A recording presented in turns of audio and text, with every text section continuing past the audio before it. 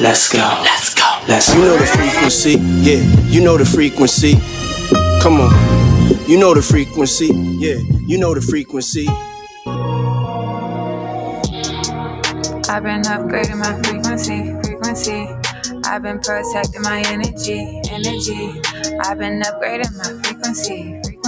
No matter what, I protect my energy. We off the grid. Good evening. You are tuned in to the Frequency Live on WNB1 Radio. I'm your host, Double D, Derek Demers. It's Jasmine. And we have a special guest tonight, Marcus Houtman. We're in the building here. Hey. Welcome. You guys are probably wondering, why am I sitting in this seat? But Berto's not here, Joe's not here, so we're fortunate not only to interview Marcus, but he's going to stay for the whole show, help us out. And I also want to say hello to Edmund, who's behind the scenes, as always, doing a fantastic job. Thank you. As always. I forgot to put this lower. See, there's already one hiccup. How's that? So how's everybody doing today? I'm doing okay. How about you? I'm all right. How was your weekend? It's feeling good. I got a little withdrawal, though. I got to go back to school tomorrow. I was on vacation all week, but we're doing all right other than that. Nice. You got the school vacation Yep. schedule. That is hard. I remember being a kid and like going back to school, you're like, ugh. Right. So I can only imagine how teachers and administration feel. Low energy. They need the break. I'm assuming they need the break. It was much needed. And we're probably going to talk about that in my segment a little bit, the school, but for sure they need a break. Yeah. So what else are we doing today? What's our word today? Word of the day, Edmund. Responsibility is our word of the day. I wonder why that's our word today. That's crazy. I mean, I don't know. Shots fired. Shots fired. No, I'm glad we're having this show. I'm glad Marcus could come and sit in for the entire show and not just the segment. So I Right. think that's awesome. I think it went hand in hand because, you mentioned him to bring him on. I think it'd been an awesome guest. And then I started thinking about what I was going to talk about with my segment. Yep. Him being involved with the school system. It kind of was like, man, we got to keep him on longer than just interviewing it'd if be a we could. waste. So why don't we just get right to it? Let's Yeah, get right to, Marcus and one of my earliest memories of you was walking into Buttonwood Park with your dad and your brother, like real small. Right. I had can't to imagine be- him small. Well, we moved up there in like 92, I think. So that's when we've always went to Buttonwood and see you guys play, but that's when like 12 or 13 is when we start to get on the court a little bit. Right. You guys might have to wait a few hours to get a couple games in. So you grew up like near Buttonwood, or you didn't grow up near Buttonwood? No, we I always say my parents, the old school Cape Verdeans, started in the south end, moved up west, and then when we came on, like I was on Linden Street. What's the street underneath County? It'll come to me. My brother landed at townhouses. Yep. So we lived in that area for a little bit. Then we moved to Chancery and Maxfield, and then around 12, my parents were lucky enough to buy that house up by Buttonwood. So Because I remember you guys like walking right over the grass, right? right across the way. See both you guys, you'd be out there. But yeah, that Saturday afternoon is where you kind of, where you find out where you stand because it's off season, because it's freestyle. So we can get into that later, but that's what's missing with these kids nowadays. Right. But Just freestyling. back in the day, weekend at Buttonwood Park, I mean, 11, 12 noon till 8, 9 o'clock at night, people running ball, waiting to get on the court. So wait, Derek, you played ball? Yeah, I played a little bit. Time out. I'll gas him. Time out. Do you think you have no idea if he played? No, I have no idea. He never talks about it. And That's I love Dan basketball. Molly. You guys know Dan Molly? That's Dan Molly. That might be a good comparison, I guess, if I had to pick somebody. Position wise, yeah. Derek can play, man. Derek can shoot, pass. He's kind of what I describe as the New Bedford guard. Because when you leave the area, we play a little bit different. So they're like, man, how you get that type of game? Like we have a mid range, and I'm known as a 3-point shooter, but it's more of like being able to do everything. Like because nobody's over 6'5" over here. Right. Yeah. So he's the type that does everything: combination guard and a scorer and a shooter, and that type of defender. So like that's just how it was with everybody playing around. That's interesting to know. Yeah. Learn I something could new every day. I could hold my own, I think, a little bit. No, I like. humble, Listen, humble. I'm shocked. Yeah. Happily surprised. I think that's cool. Yeah. So let's talk about you though. Mhm. That's what we brought you here. So tell me about where did you start playing when you were younger, like real young? So we started. My first organized team was the Boys and Girls Club, but I was like 9 years old. But the real start was like West End Playground, Monty's Park, and United Front Park. Mhm. So that's where my father grew up. So I consider my dad and all them. Those are the '70s cats. Like I'm lucky. Like I'm be 45 this year. Like a lot of people forget. They think I fall in like that 35 Right. range, and which is cool. But I'm more of you guys' age group. So I got to spend time with older gentlemen that were like from that just that working class. So like by the time you're hanging out with them or doing chores or going to play with them, everything was kind of purpose driven hanging out. So it was more of just watching them play first, shooting around with them. And then from there, my father never pushed it on us. But once we started to get the liking into it, then it was like, all right, if you want to play, then we're gonna help you teach it and play the game the right way. So like that's where I feel like the benefit was, and then coming just from one of these athletic families, Mhm. I've been landing in one of these families that people got records, they have all kind of stuff like that. So it was something. Once my dad and my mom and they were disciplinarians, once they saw that we liked it, it was as long as you had your stuff done, you got to practice it though. Mhm. So that's where we got to harness it. But like the first time was just at the park and just playing, 3-man weave with my dad when we were 8 and 9 years old at the park in the afternoon. It was just the times of it. So like that's how it was easy to fall in love with ball. And then once I got to the Boys and Girls Club and played, like that's when you really start to love it. And I got to play for Rob Mendes, the legend there. So did you ever have like another sport that you thought like how every like kid's like I'm gonna go pro in this? Was there any other sport that before you fell in love with basketball you like I'm gonna go pro in that instead? Well, baseball, I was real good in baseball. I'm a laser pitcher. I played in Great New Bedford. We excelled in that, but they didn't do curveballs. So at the next level, that's when I was like, I'm gonna go to basketball camp, man. Instead of because I couldn't hit the curveball. Football, Okay. I was recruited. I got a good arm. I can catch. I can really play, but I never liked getting hit. Yep. Never liked it. Butch Firmino recruited me for years. And I always told him, I said, when I get hit, I go to the foul line, man. Yeah. I'm not. I don't blame I'm you. not going across the lane, and I got good hands. I could play quarterback. But I did train with one of my best friends is Stephen Cooper. Okay. For Chargers. He played for the Chargers for years. We've been friends since 12 or 13. So I got to train with those types. So I did.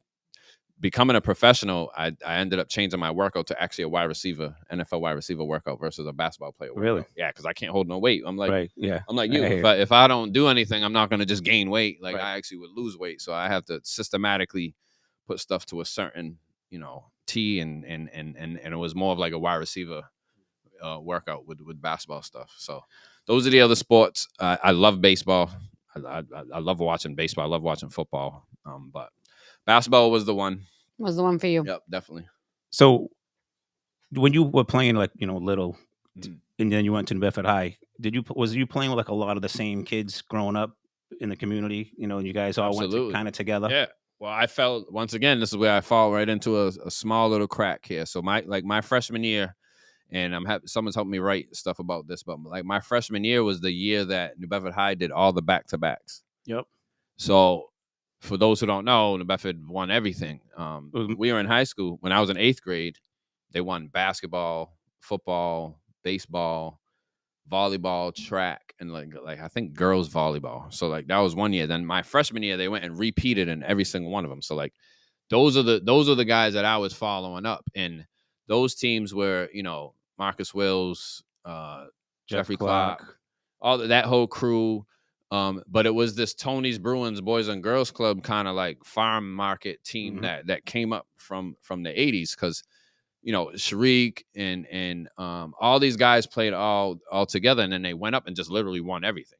They were nationally ranked in football. So like that was my freshman year. So when you see enough guys that are written about and that are stars, but encouraging you like, how's your grades? What you getting into? Like, hey, listen, we're gonna be at the boys club later. You're like, hey, hold on, man. Like I'm like, and that's when you start to find out, all right, that could be a pathway. But that was a real court to get on. You know how it was back in the day. You didn't just get on the court in Beverly High School, Volk, or any of these places. It was like you had to earn it. So like that was where the vision was like, all right, I see the pictures of my dad and my mom, my uncle and my aunts, and them with New Bedford. like, how do I get on there? And luckily enough, I was near those guys, and they didn't, they didn't take it easy on me, and that's how I got to really work. But I had to pay my dues. I didn't play varsity until I was a junior, well, end of my sophomore year. But like, that's where you really get to learn it, because back in the day, it meant something if you had New Bedford High School Right. stuff in the hallway, like, oh, they got a game today, like soccer's playing tonight. All right, we're gonna go support soccer. Or like, now is when it comes your turn. So like that was the live of it. And then New Bedford High was a club, man.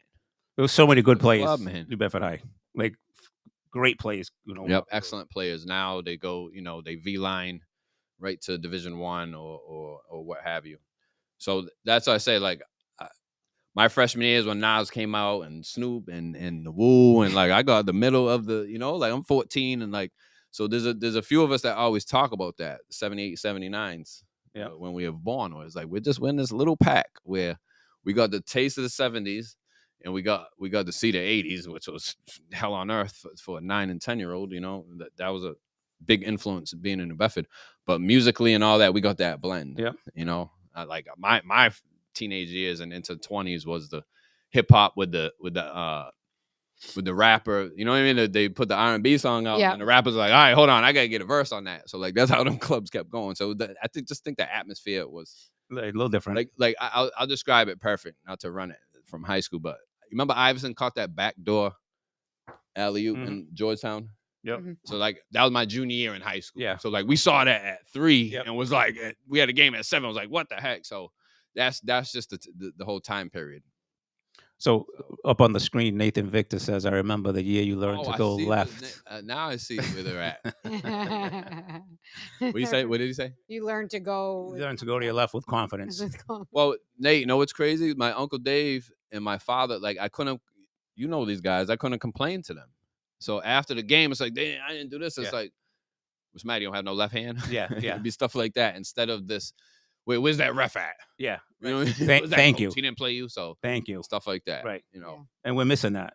Well, I mean, this is what I tell parents, and I tell, because like I said, I come out like my mom. People like, but I got that dog, and I try and tell them that's not going anywhere. You can buy your kid into this. You can hope that, but hard work isn't going anywhere. You see them on the tube, they're there for a reason, and a lot of it was luck. Like, I growth spurt late. So I happened to be 6'3". If not, I would have, you know what I mean? So I was always a little tight running around, and I happened to be a big guard. Wait. You weren't always tall. Oh no, man. I had about 8th grade, 7th grade. My mother noticed, because I was C-section. Noticed I was kind of at scoliosis, kind of just like lingering. So brought me to a back doctor, and I was this close to wearing a back brace. Yep. Really? Yeah, man. So I had to go to Lakeville for like 6 months. Do these exercises, different stretches, and then once I got that realignment, I shot up. So if it wasn't for mom, like 5 or 6 answers. You wouldn't be. If it wasn't for mom's instincts, keyword woman. Shout out to mom. Capital W. She's a woman. Not all females have her instinct. But yeah, definitely she was on that. So like, that's what I'm saying. I was running around my whole life, and then after college, I was known as a scorer. If I wanted to make any money, they were like, you got to play the 1, because I'm now a little guy. Right. And I said, I can go learn it, but I had to go relearn it. I had to go back and relearn it. But I mean, you talk about, like, your growth spurt. Some kids, that's what happens. They're either like late bloomers. Yep. They grow a bunch of inches. They develop their game, and it changes. Some kids stop playing varsity freshman year in high school. Other kids, it's the junior. Like, my nephew Eric. Right. He didn't play varsity until he was junior. Late bloomer. Yeah, late bloomer. So you never know. You never know what I feel like those stories are the best ones, though. Yeah. The kid, like the kid who doesn't make his high school team or doesn't make the college team, but then somehow ends up in it. Like, those are the great stories, because like, you're like, well, most kids would have quit. We're built to fight, and like, there's a few of us that go grab that without something affecting it, and that's the category I put myself in, and I learned that after like 20, being near guys that were professionals. It was like, there's a switch, there's you can hit rock bottom, and now you're gonna change, right? Or there's people that live in that world that go, hold on, right, we're gonna do it this way, and like, those are the ones that sustain it longer.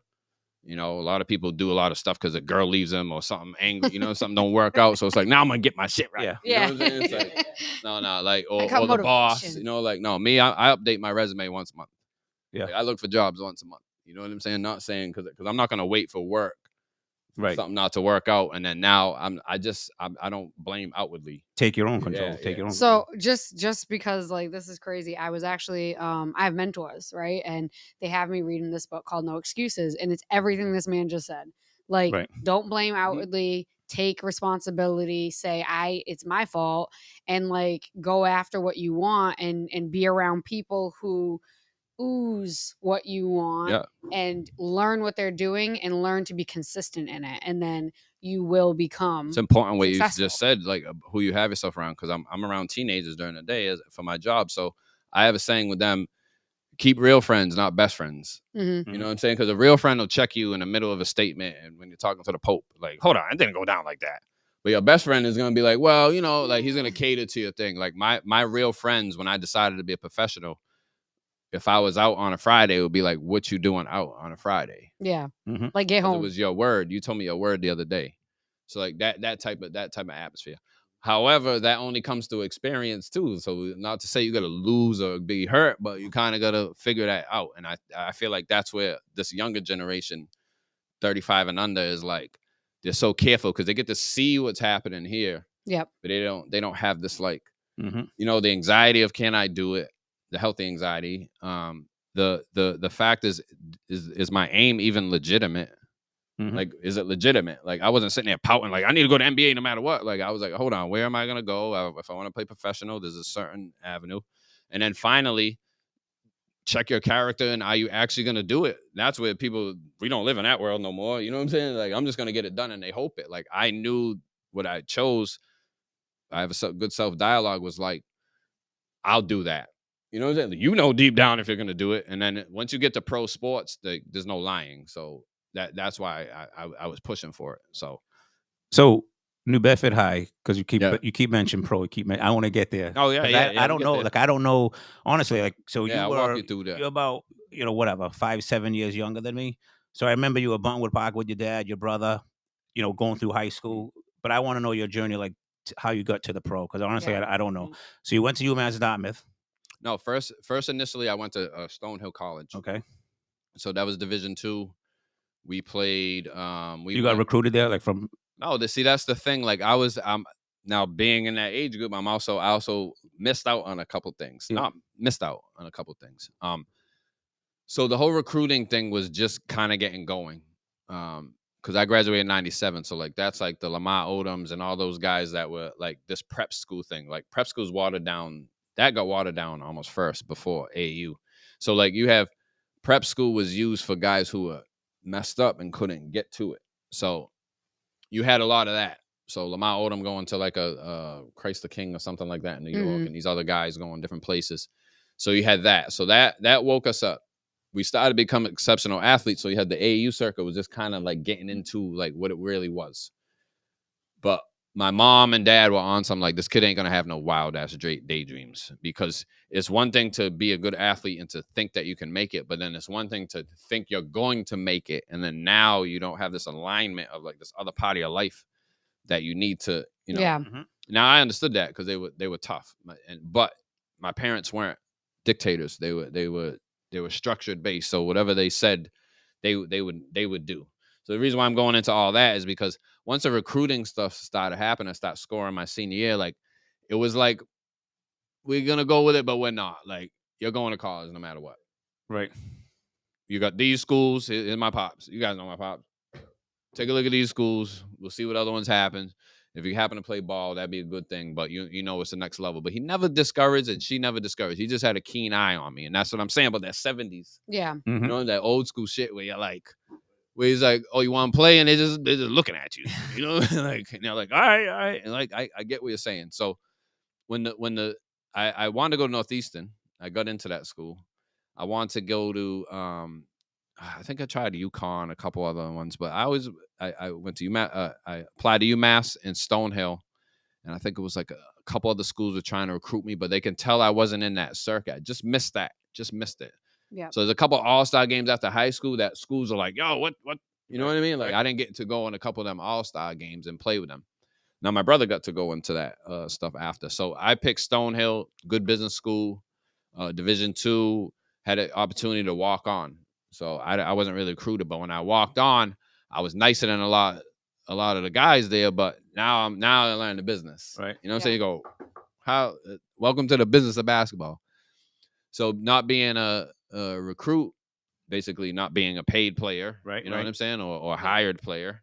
I was put on the bottom, but being a good kid, just happy to be there. I'll climb my steps and eventually get on the court. Coach was a tough coach. Not too many people got along with him. Same thing with my father. Has nothing to do with me. Get your ass out there and just work your behind off. So my freshman year, we're number 22 in the country, losing the Sweet 16. Yep. I played with Dave Donnelly. Yep. Dave. Yep. From Apponequet. So that was cool. But now people started leaving. I'm like, what's this guy? One dude leaves. My buddy Sean Fine goes to Georgia Tech. Now he coaches for the Clippers. Yep. Assistant coach. Another guy leaves. I'm like, all right, I'm gonna get my opportunity. Come in now and they play a minute or two. After a couple games, my father was like, all right, I get it. Now, this is the problem with the transfer stuff. This transfer portal stuff. Now, I could have went anywhere. Back then, I would have lost 2 years of basketball if I tried to go Division II, if I tried to go up. So my only option was to immediately transfer. So I transferred mid-semester, like after my first semester sophomore year to UMass Dartmouth. That way, I wouldn't lose no eligibility and I could play right away. Right. But I wanted to go to junior college. I'm like, listen, I go to junior college, DP, Dwayne Peena's at BC. And I say I could play there, but like if he's got connections, let me go to junior college. Now I'm starting to see how the business works. I'm like, yo, they just need to see me go nuts for a little bit. Right. Father's like, listen, man, let me tell you something. Like, you ain't running all over this place. Like, if you want to play, that's one thing. Coming back to UMass is something that we can work with. But like, we're not gonna have you doing all this craziness. So I end up what's happening? Mr. Houtman. My father's CEO, man. He's working Yeah. at Walpole. Yeah. You know, he's doing a long ride back. So and a disciplinarian. So like, still watching that. Where's he really at with it? Right. Not just you don't want to play. So that was the move over to UMass Dartmouth, and there was a few guys that ended up going into something similar to that, and that's why we were so successful. We lost like one game in 2 years at home. Yeah, UMass 22, and we had number 2 in the country my senior year. And I was just it was a fun experience. But the biggest thing about UMass Dartmouth and all these podcasts that I've been doing and interviews is my business degree. Like I was a double business major there. I have an MIS degree. I had a marketing and MIS, information systems management, and that's what kept me super focused. Mm-hmm. Yeah, you know, because I was a wild kid, had fun. I'm a New Bedford kid, but if we're going out at 10:30, then I'm at the library till 10:20. I was one of those. Yeah, good like really doing it at the library 10:20 and give a shit what you said, and because I had to get that info, and that was where I didn't lose sight. And then when I was like, listen, I want to play, because I got picked up for the national team. We can talk about that in a second, but that's when I was playing with pros, and I said that's when I wanted to try playing pros after, and that's when I got the blessing from my parents, because they did watch that. You know, I made Dean's List my senior year. Yeah, like it was just this whole thing of like, yo, you got to do better than other people in your family have done. You got to do, like, it was all coming together, and I was like, all right, let's get this done. So the school stuff has never been second to sports. That's awesome. You know, I think more kids need to hear that. Yeah. School, you know. Yeah, without business degree, I would have got over there, bro. I would have played a couple games, but that focus would have fell off. It would fell off in a club or hanging out, or you know what I mean. Right. You're really out there. So. but I think that also, like, and correct me if I'm wrong, I think you having that degree and being in business, you saw like how people fail in business. Absolutely. So like being your Good own point. brand, when you become like a pro player at any capacity, like you need to manage your money and you need to know who to help you, man. Like, and without that business, And background, I spent mine. Yeah. And he still didn't That's do it what I right. learned. You know? Yeah, no, but I mean, no, you're absolutely right. That's what they don't want to hear. Right. That's what they know, but they don't want to hear. Like when we were younger, we were coming up. It's like what we knew is you need to work harder. Right. All right, that's out to me. All right, but like there's certain stuff that they're trying to skip. Yeah. My boys, we talk about is the game board. Like you're trying to skip a couple things on the game board right there. Like you can't do that, you know? Like you're going to meet somebody that didn't do it, and that was me, you know? And that's how I got deals over Division I guys or different things, because I put all the work in. Or during the season, like I would go out, but I won't drink. Right. You know what I mean? I'll hang out. I did my thing, but like I'm gonna make sure Monday I ain't gonna be the guy last. Yeah. You know, Right, on the right. sprint because they're checking, Yeah. you know, to do that. So little things like that. So, Go ahead. Yeah. because I was trying to figure a little bit about you, I noticed that you scored over 1,000 points in just over 2 years. That's Yep. why I figured out, all right, was there an injury, or now you're telling me that you transferred? Because I wasn't quite sure, yeah. you know, the path over there. I think Coach Baptiste is awesome. I played 1 year there. I think he's a great coach, That's great right. great That's right. guy. But was it when you were playing at UMass that you decided that you wanted to play pro? Was that like Well, with earlier? UMass, when I transferred, I did well, but then I had like what do they call it? Like after the honeymoon phase? Yep. Because I Yep. transferred and it was just like, yo, I went down. Right. Messing the team up. Jay Antonio senior year, messing his senior year up. And one of the best things Baptiste did was he benched my ass. He goes, listen, y'all not starting. And I'm like, what? Yeah. And Yeah. so that's where it's like back with, and then my uncle and my father jumped all over me. They're like, you're not hooping. We could see it. And that's when I went, all right, what the hell am I doing? I got to get out of school. I got to get this degree. Like I'm not putting no work in. So when the season ended, I was like, I gotta get back. I gotta get that mojo back. And then there happened to be this team. There's a travel team from Boston. You know Malcolm Smith Nope. from Boston, but Malcolm always brings a team down to Monty's tournament. Wait, Teams to hey, what's the Rutgers. name of his group? Now the team I can't remember. It's something Sin City or something like that. There's because I know somebody from Boston that brings it. Nah, but down. I know it might be a sponsor for him. Yeah. because he brings whoever. Something But like they were bringing kids to Cape Verde Islands. It was this guy, Paulo de Barros. He usually brings the soccer team, but he was bringing basketball teams. And they were like, hey, they connected with Tony Lima and said, why don't you guys go down to try to go to Cape Verde? It was a long shot. It was 99. So it was me, my brother, Sam Acker, Jared Ramus, Ivan Brito Mhm. from New Bedford. It was like 4 or 5 guys from Brockton, a couple of guys from Boston. And I'm still friends with. We go out there, we scrimmage the junior team, we scrimmage the senior team, and I went off. I had like, because it was just open. And I was like, once I played with the bigs, I didn't get afraid. I saw it open. I saw like my attributes opened up more. Like now they had their stuff, but I was always ready for that. So I did well with that. They asked me to play on the team. They wanted to go, they were actually going to Angola. I tell my parents, like, hey, they want me to play on my team. My mom's like, get your ass home. You're finishing school. I'm like, listen, I'm not turning pro. I'm not doing none of that. It's just the national team. And this is what I'm saying. Everybody knows what I'm talking about now. Yeah. But back then, nobody was Right. doing that. Skeptical. So I was like, yeah, I said, it's the national team. I was like, they try to go for the Olympics as a long shot. Cape Verde doesn't. Right. And they're like, no, you're coming back. And I went back home, played that year. So like, that's when I did a little bit better because I was playing against, like, now you're like, who is that? You hang out with the guy after. It's like, oh, I play in France. It's like, playing France. I'm playing D3, man. But so I kept that in the back of my head. The following summer, they called me to go over there because they do the qualifiers. So you know how the Americas are. So like America play Puerto Rico play Brazil, and all. Yeah. So every region in the world does that. In Africa, it was a mess. You know what I'm saying? But like now they have it all together. So Cape Verde they would never get out of the qualifiers. They would go in their region. So it's like Senegal, Guinea-Bissau, Guinea-Conakry, a couple countries like Mali. So like you do your region, you got to win your region. Like today they just won their region. So they get to go to the Afro basket. Oh, nice. Yep. So, or the World dope. Games or the Olympics. So long story short, they fly me out there. I train with them. I work out for like 3 or 4 weeks. I go to Europe, go to Paris with them. And we played 2 games. I played like a minute and a half. Mm-hmm. But I got a taste of it. You understand what I'm saying? Like I got to see what it was. I saw what my stuff was in it. And that's when I was like, man, I got to play the 1 again. And I didn't hate point guard, but I just knew it was basketball. I was just used to just Shooting, catching and shooting and just scoring. And I'm like, damn, man. But I got a taste of it. And that's when there was like 2 7-footers out there. I think Samaki or something. I forgot his name. One of the Samakis from back in the day. He was with the Lakers. So I come back and that's when I went crazy at UMass. Mm-hmm. Because now I'm starting to see there's nobody out there. There's Right. nobody getting paid out here. Like there's just he's definitely respecting that athlete, but I just played at this certain level.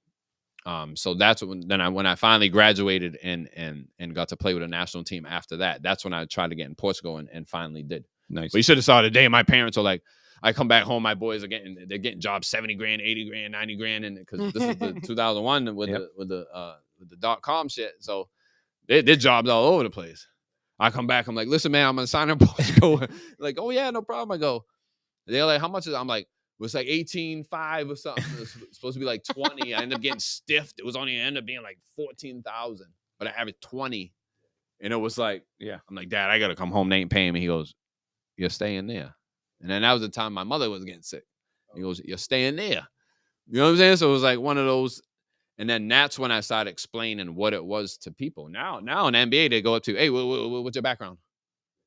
Finland? We'll get a national team in Finland. Right. Back when I was playing, it was only a few of us. Right. They went and got my passport, and now I'm playing with the different national teams.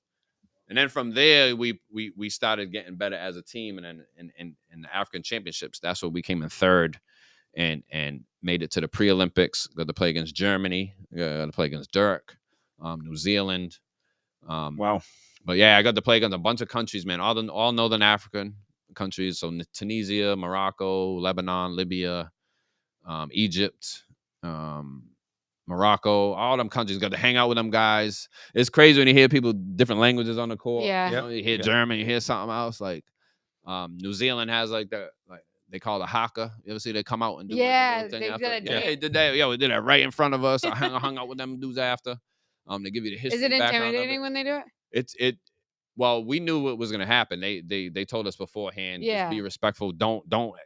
They're really trying to intimidate you. It is a real war chant, and you just kind of have to. But like standing there though, like because those guys look crazy doing it. Like, do you like you're like, oh no? Yeah, and there's something to everything that they're saying. Yeah. That's pretty cool. Yeah, though. it's just crazy. Like I got friends for life. Like some of these guys run the whole thing. Like in Angola. Like I got to meet the dude that got hit by Barkley. Oh, really? Yeah, all them guys that them guys that were on that team, they run the Angola League. So I mean, the experience that you must have had, whatever, 14, 5, 18 grand, whatever it is, right? When you're that young. Yeah. I mean, I always feel like, listen, you're gonna work the rest of your life. If you have a skill set where you can go play professionally, enjoy. I ended up getting I got up to my highest deal was I got 95. Yeah. Yeah. Got 95,000 to hoop. I mean, it's for 8 months. Right. What's wrong with that? Yeah, there's nothing wrong with it. I cleared out my bills, Yeah. So it was for that, but I didn't cut you off. No. I think like and I think we've talked about this like behind the scenes before. Like, you see some of the kids and they, they go play overseas, but they don't really grow.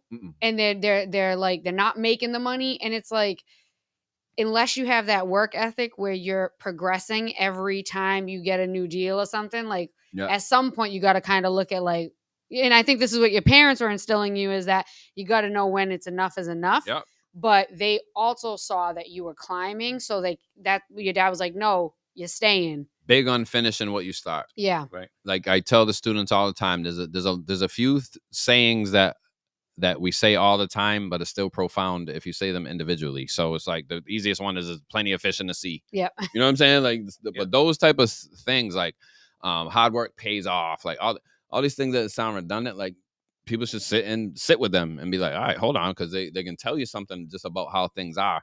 And those are the things I adapt to. Another secret is I'm a bookworm. Like I'm a bookworm. Like I've shared this with you, but like my friends like, Jesus Christ, this guy's sitting. Like I can't. My equivalent is I go through. You know how people Netflix binge? That's how I am at night with books. Really? Yeah. You're like 6, 7 of them out there. I've always been like that. I love philosophy. I love psychology. I love alternative history. I love religion. I like just whatever it is. Like if I'm able to highlight, I got to stop it. It's like it's 1 a.m. So that kind of fell into line with overseas. Yeah. Because you got practice for 2 hours and then you got nothing. And that's where the American, you know what I mean, gets antsy. Right. That's why I got a lot of friends for life. They're like, man, right away, they're like, yo, where are you? You don't go to club, you don't do this, you don't do that. I said, nah, man, I'm hanging out, man. Like I can go read for 3.5 hours, you know what I mean? And be like rejuvenated after that, So like those are the little things where I think it all fit in. But it's more that discipline stuff from seeing it from the elders. Right. Period. So how many pro teams did you play on? So I played. And what was your 4.5, 5 years only pros. Okay. So I played with the Frenzy. I played in Torres Vedras, Portugal. Played for Angola. I played for the Porto. So like one of the bigger teams I played for was FC Porto. Okay. That the soccer club in Portugal. That was wild. You know, the fans are crazy. I was about to say Portuguese police people don't play about their escorts. sports. So we played against that's Benfica's rival. You know, like because we're all Benfica, our Portuguese friends here and Sporting. But Porto's north, so like they're like the bullies. They're like the big thing. So we used to have police escorts into Lisbon, in and out of Lisbon. I'm calling my parents. I'm like, they're throwing stuff at the ref. Like, help, man! I thought you were from the hood, man. We worry about that. Like, I'll play us to the half court, and you got the SWAT coming out. You know, it's like Yeah.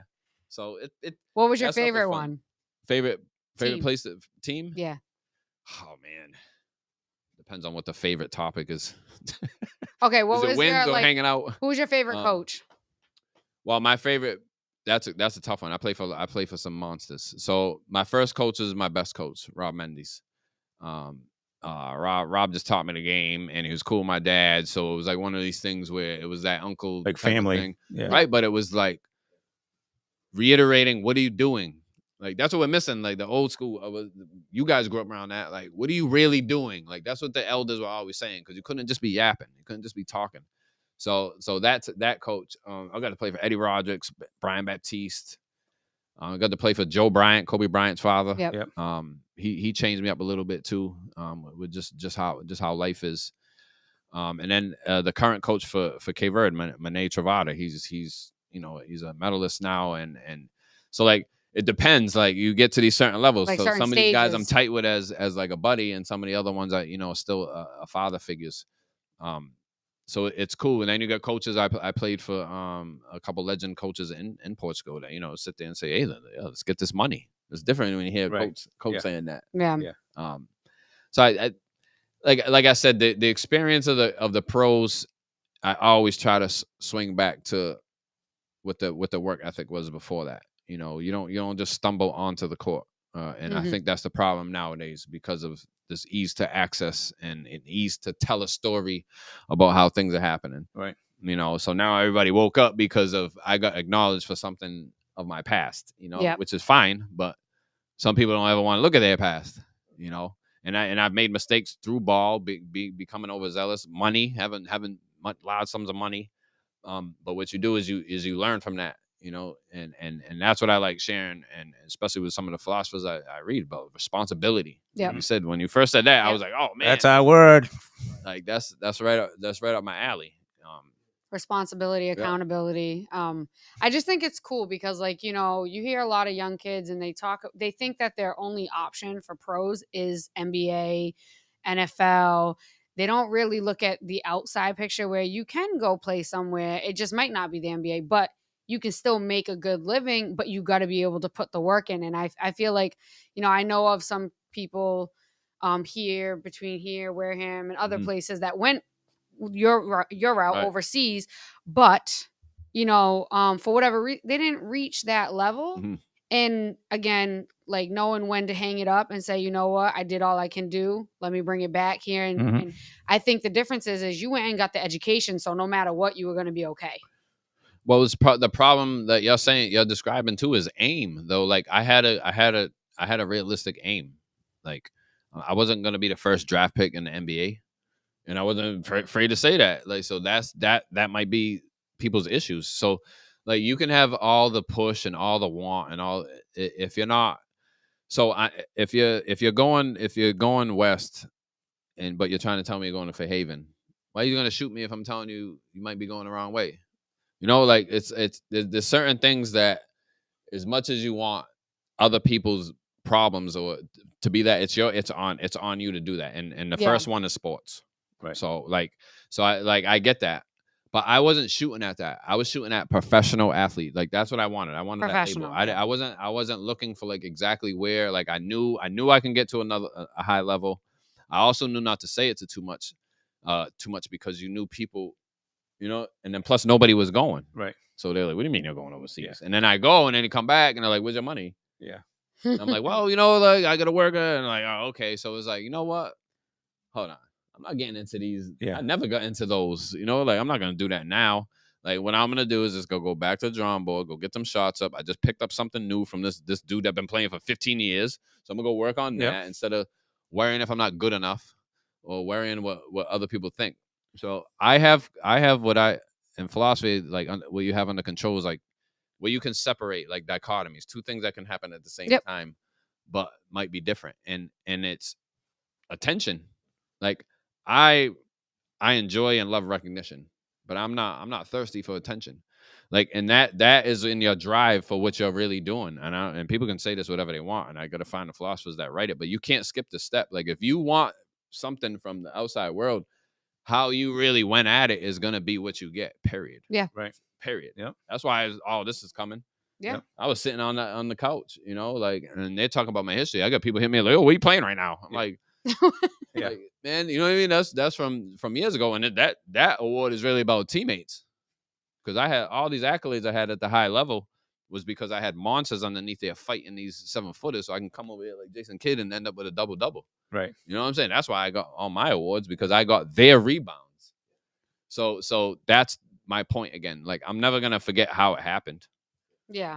And people are, oh, you never change, and then like change. Like if I changed, then I wouldn't have done anything. Yeah. You know what I'm saying? So that's the whole point. So recognition versus attention and notoriety, arrogance versus confidence and cockiness. Like there's a difference. I just spoke with my mother, and I'm like, Mom, I'm cocky. I ain't arrogant. A lot of people are gonna cross those up, and I'll be more than happy for them to do that. I got no problem with that. But you have a lot of people that are about to do stuff. I'm about to do this. I'm about to do. This is what I tell the kids like at school, because I do the grades. I'm on the geek squad at school. I go, yo, I just did your grades. It's third quarter. You was about to go to class, go, like it's. But you never did it. I mean, it's March. You know what I'm saying? So, like, and that's when they go, damn, man, I thought you was. I was like, no, man, I'm older, man. I'm dad. Yeah. Bed. Like I'm not your boy. Bed. Right. Oh, that's, I have to tell them that because they think I'm cooler, which I'm cool, but they think I'm 30, 31. Right. Like, Yeah. thank you. Thank you. Like, no. Bed at 6. No phone. No food. I want to be, and when you get the shakes at 4 a.m., I'm gonna be sitting across from you like this. Yeah. Because like hard work ain't going nowhere. Yeah. And I'm more than happy to reintroduce all that stuff, because that's our family, and all the men in our family and the women in our family, they still live by that, and that's the key. So whatever coach did and whatever the ref did and all that, after you get through all that, hard work's right over That's there right. waiting That's for you right. to go. Yep. Are you good?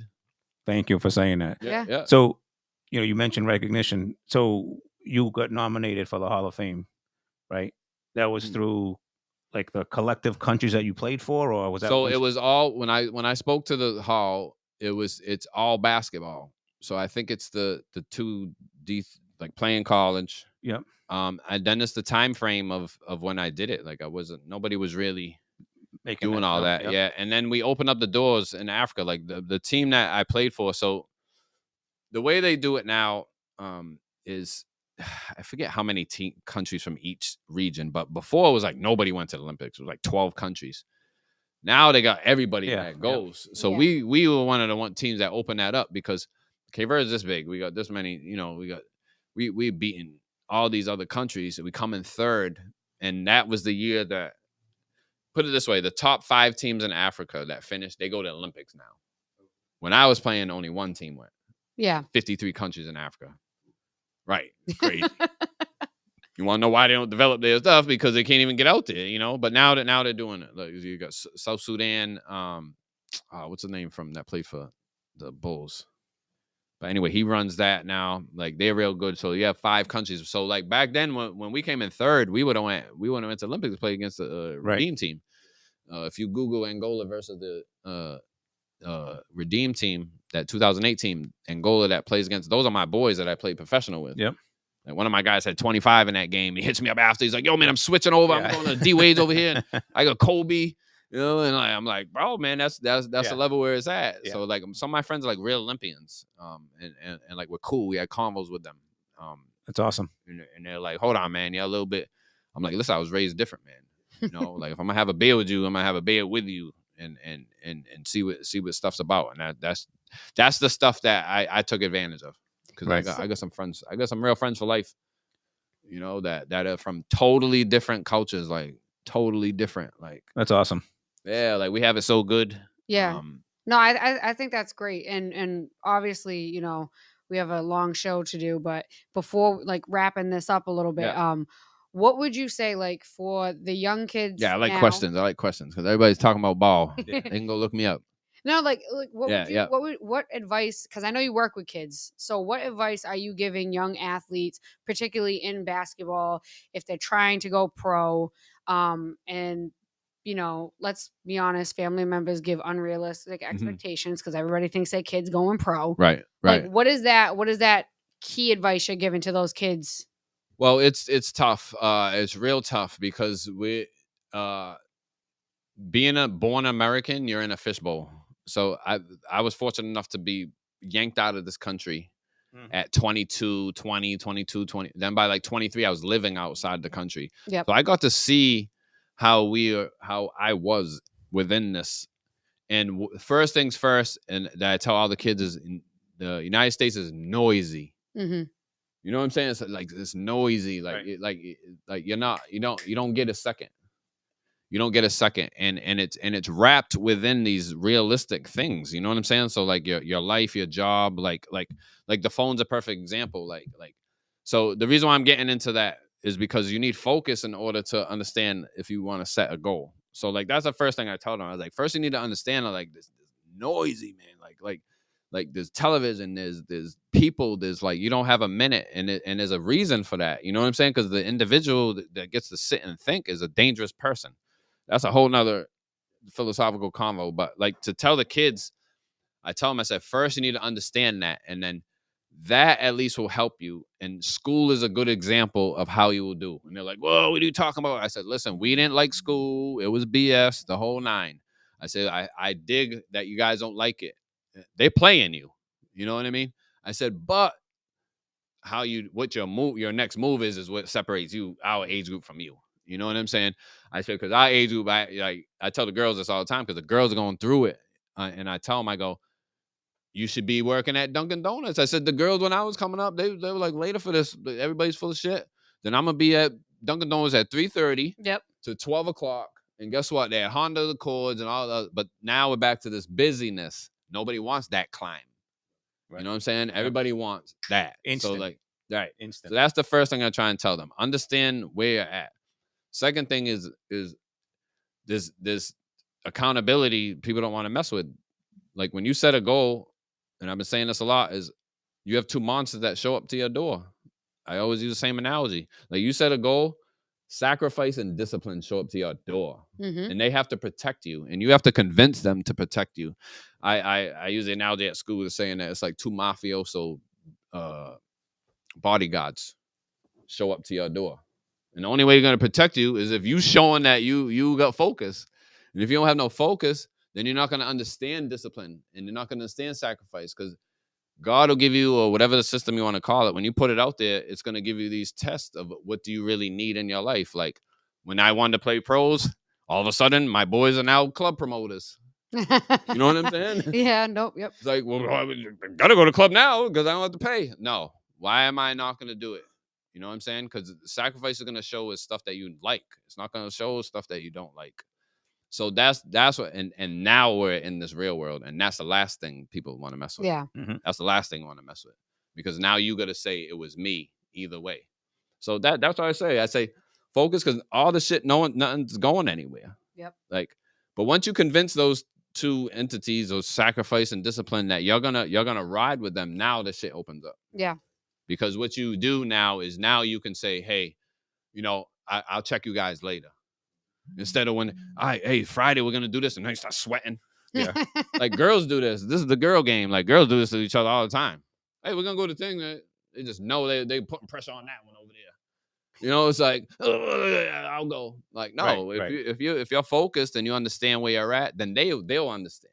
You know what I'm saying? Yeah. And that's what I try and tell them. I said, that's a little bit what y'all missing from my generation. Yep.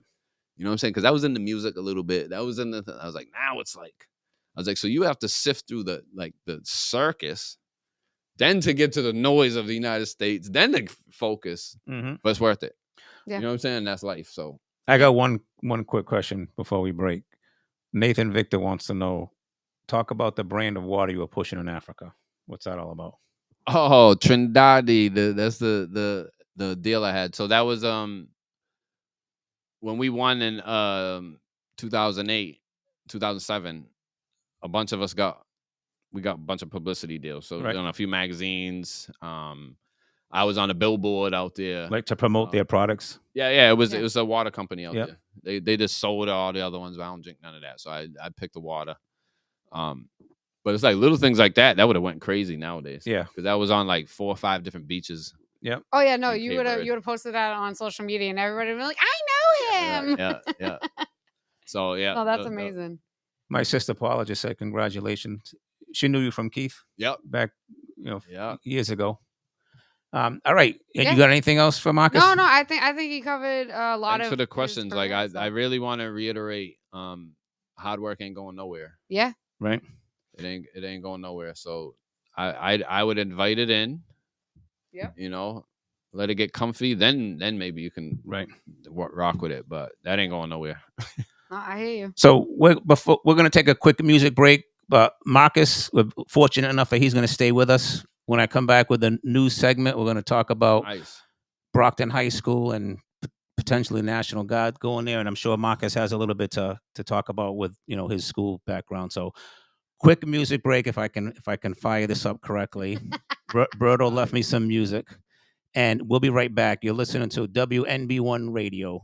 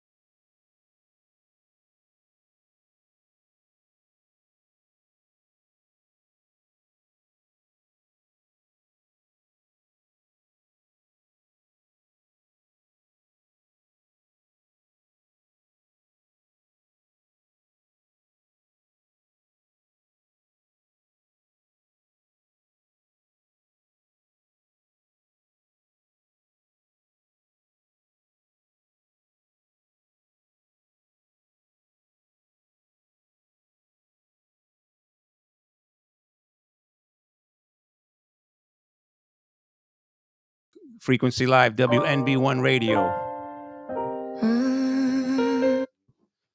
Okay, thank you. Thank you. Okay, before I hit my news, I want to say, I forgot to say this on air with Marcus.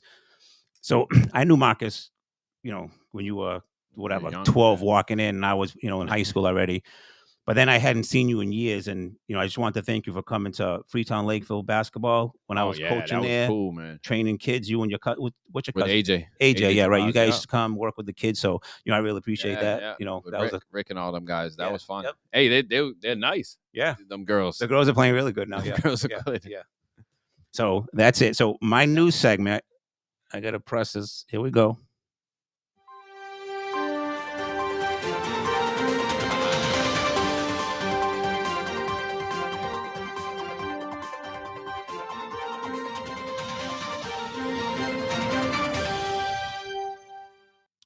The news with Double D. Did that for Berto. All right. Brockton High School.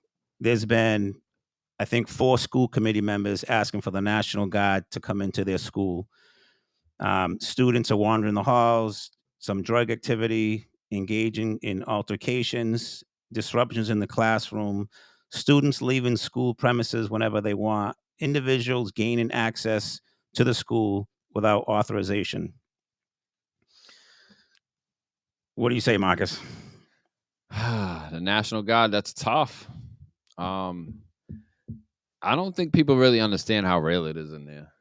In the No. school. It's funny to me because I grew It's up hanging real out in in there. Brockton, and even back in the day it was really rough, but accountability, responsibility, a lot of these parents aren't doing it because either they're afraid or they don't want to, and it's seeping into the schools. And that school's what people don't understand is that school's not like our high school. It's not like Dartmouth High. It's not like New Bedford. It's huge. There are thousands of kids in this school. How are these? Think about it. For every one administrator, how many kids are there? How are they possibly, if there's no accountability outside of the home, outside of school, at the home, how are they going to manage these kids? Let me just give you a little backdrop first. Yeah, go ahead. With Brockton. I'm sure there's other schools that are having similar problems, but Brockton last year they had a wicked shortfall with their budget. Yep. Oh, yep. Right. So they couldn't hire teachers. So I know there's that. Yep. But they got 20 to 25 teachers calling out daily. Yeah. So that's an issue. And I was talking to a high school teacher tonight, who could be listening, and he said that he's at Taunton High. He's like, if there's 200 teachers, then you have one kid per classroom that just walks out of class. Well, you have 200 kids roaming the hallways doing whatever the hell they want. Yeah. So that's a lot. But that's what I'm saying is if the parents at home, I don't care what anybody says, crucify me, whatever, but if the parents at home are not reiterating what the teachers are telling these kids to do while they're in school, that is where this is the only way we can think about this being possible, is because these kids have no fear of real consequences. There's nothing that's going to happen when they go home. There's nothing that's going to happen at school, because let's face it, schools, since we all went to school, have done a big hands-off approach because lawsuits, because of parents. Mm-hmm. You're not going to talk to my kid. Your kid is a hooligan. Your kid is disrespectful, and you coming in here, I can see why. It's it's defending the kid. Yeah, it's one thing to defend your kid when there's actually a wrong being done to your kid, but somebody holding your kid accountable, somebody making your kid go through the I was wrong phase in their life is not somebody talking to your kid crazy. Sometimes kids need to be talked to crazy. This is everywhere. Yeah. I'm at Durfee. I work at the alternative school also, but this is everywhere. We had 60 teachers call out one time. Wow. And we have 170 teachers, so they almost had to call school. It's like this fishbowl thing again. We I don't know how, we can't say stuff. One of my coworkers says that we're pit bulls with no teeth. Mm-hmm. That's the way he describes, because he's part of the disciplinary side of it. But you have two combinations. We talk about this all the time. First things first, 10, 15 years ago, they took out, because they never do stuff overnight. Yep. They took out Saturday detention, after school detention, suspension, took all that. First, it started with Bush's era with the No Child Left Behind. That was a setup. Then Obama's era just put on top of it. People get mad when I talk about him, but I'm in the trenches. Yeah. All right. So nobody can do no wrong. So like now, this is reap what you sow thing. Like now you have, like you said, these kids should have respect. They should have that. But these kids are my age group kids. What the hell? You know what I mean? It's 50-50. Like there's like you stick a smartphone in this kid's hands at 4. Because the kids that are in high school right now are the cutest kids ever. Remember? This is our age group that had kids 15 years ago. And so you have them. Then you have this culture of like nobody can tell anybody what they really want to hear. Mm-hmm. Right, 100%. You know, and then God forbid you offend somebody. Then you got economics. Economics is a big part. A lot of the kids are literally just hungry. They're just hungry. Most of the tougher kids that are like they're hungry and illiterate. So like you have illiteracy. You don't want to be sitting in a classroom where you can't read. You don't want to be sitting in a classroom where you're behind, even if you could read. You don't want to be behind. Yeah. Then now we got the path to get back on track is like I'm not doing that, you know. And then you have this. Yeah. Yeah. You have people who you have individuals in school that like they don't even know what it's just a perfect storm. So unfortunately, I don't know. Are these the same people that said we should get rid of police in 2020? Yeah. You know what I'm saying? Yeah. Like I told you, I lived in dictatorships. I lived in different spots. So it's like, you know, is it the same ones that are giving them, you know, instead of like I brought in kids, not at the same job, but I brought in kids that gotten in trouble to get in trouble, and they get basically an ice cream sandwich. Yeah. Is it one of your angels that you loved in September, and like now he's telling you F you? So there's no accountability, man. Yeah, no, there's no accountability. You have kids that they don't feel wanted. They don't mess with their parents. It's 50-50 because you're blowing it down with the kid. Yeah.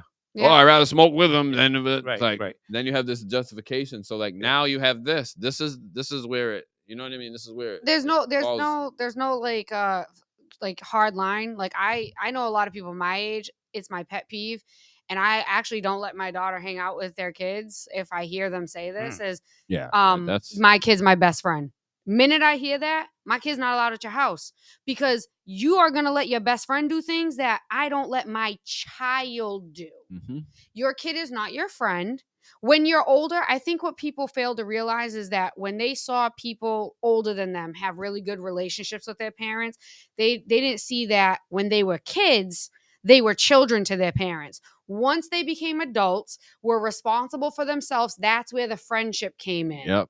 That's where like my pops is my best friend. But it's a whack friend. It's the friend that you don't even want to say where you're going. Right. Like don't tell so-and-so we're going to the thing on Friday. Like that's the type of friend they are to their kid. I don't know. I think it's there's a fight. I come over to stop the fight. And we got a caller. Oh, we got phone calls. Yeah, we get phone calls. Would you pull a phone out if there was a fight when you were younger? Oh. Right. Hello. That's the teachers. You know what I'm saying? Hello. Can you hear me? No, maybe I'm doing it wrong. No, I'm not. We got technical difficulties. Can you hear me? Oh, wait. We got phone calls. Berto, you there? Do the other one. Hello? Nah, I'm messing this up. Call back, Berto. Call back. I'm sorry. So yeah, accountability. Unfortunately, it falls into a scene where something bad has to happen and it's messed up. Oh, I think I had the mic off for him. That's what it was. Call back, Berto. I had the mic off. I always feel like when we talk about these issues, any like social issues, anything going on in the country, there's always more than one. Absolutely. It's never like, hey, let's just fix this, right? Because you made a good point. Some kids go to school to eat. Yeah. Right. They're hungry. Yeah. Some kids don't have parents at home that love them. But, I always fall back on like the majority is like the discipline. Mm-hmm. Excuse me. And that's why I love that you were coming on the show to talk about this, because I remember your dad, like, being like that authority figure at Buttonwood Park. You know, so when kids don't have that at home, like my father would beat my ass if I did some of the things that these kids didn't. Yeah. Oh yeah. You know, your father too. So it's like nowadays kids can just do whatever. But it mirrored society, and society isn't beating that ass no more. Right. You know what No, I'm saying? everybody So, like, everybody calls it abuse. Like there's a Right. fine line between Right. abuse and actual like ass whoopings. Like abuse is like I'm mad at you or I'm mad at something and I take it out on you.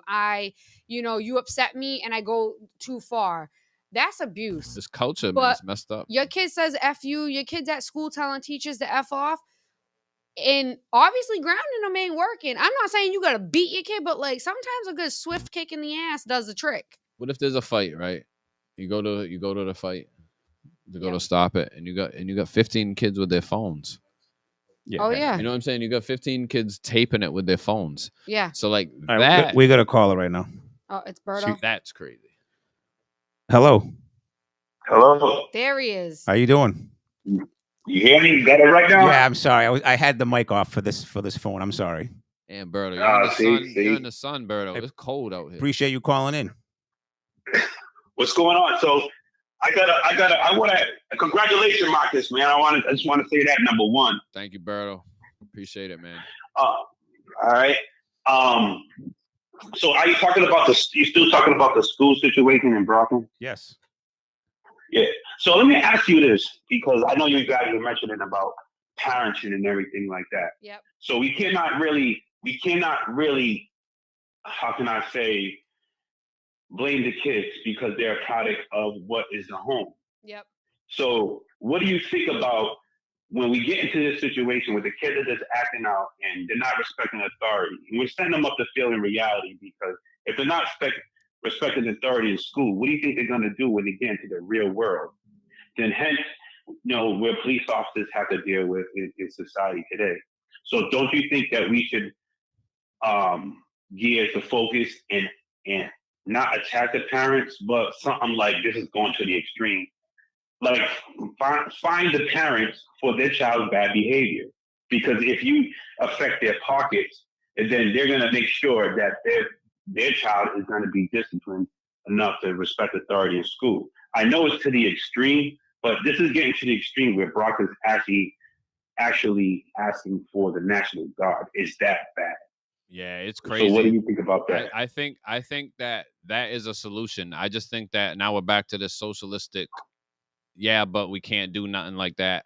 Right. Like this is the problem. Like you have like, because when we're in school, like tomorrow when I go to school, like you have kids that act up, but then you have like this, like everybody knows how they should act in a public place. Like even if you're brought up in a wrong way, like I'm in control of the cameras there. I have to tell kids, I'm like, listen, there's 500 cameras here. So like there's certain things like that's like a tier 1, like, all right, if you don't know this, then maybe you need help. But then there's these things that like these kids should know. And the problem is you have society that isn't really like holding anybody accountable. Like they're letting people like get out of jail for stealing and certain stuff like that. So I feel like it's easier for when we were coming up saying, hey, if you do this, then your consequence is this. But like I work in alternative schools, they still end up arrested. Like, so like that's why I try and tell the kid after, it's like, we can find the parents, we can, and it should be a fine. Honestly, I feel like the fine should go all the way up the ladder. Like if you're 39 years old, if I get arrested tomorrow, like Ray and Yvonne should get a $200 bill in the mail. You know what I'm saying? Like that has something to do with them too. Yeah. But I get what you're saying. Thank you. But that'll increase the salaries of the police, double the salary of the police. Thank you. Double the salary of the teachers. Thank you. Then, but make it hard, and then make us take a test every year. Hey, they hate when I say this. Make us take a test every year, and make the parents take some type of something, because your kid is going to end up in a tough situation if you keep coddling them up the whole way. And then now look, society, we got to deal with it. We got to call the National Guard. Like, so I feel you. If there was a fine, definitely. But then you have the same people who are complaining about that would be the same people that would be like, well, we can't fine them because of It'll be racist. But those are that's how I look at it. Those are the people are the problem, and we're letting that minority of people dictate rules. Like, and I hear you, and I completely agree to everything you said. But I feel like when we ask the why, because I like asking why about everything. Why are these kids acting out? There's not just one answer. But but the answer always ends up in one place, which is the home.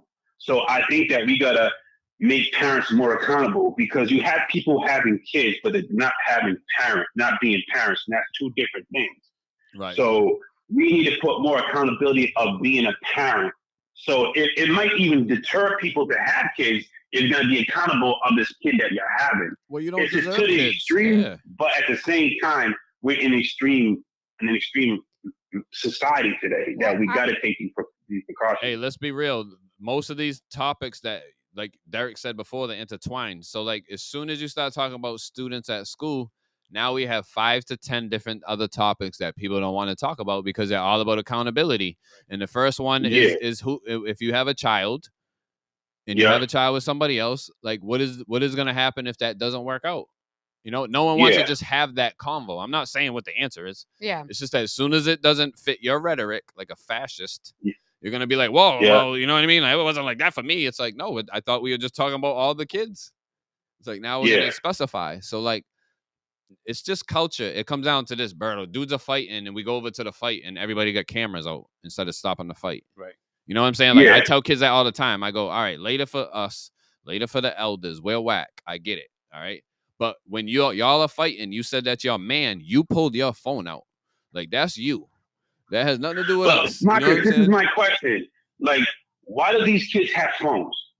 Why is it allowed to have Because kids have our phones? age group, Yo, our age group. I heard that they don't even use the lockers anymore because the kids can't remember their locker number We're back to another topic. code, whatever.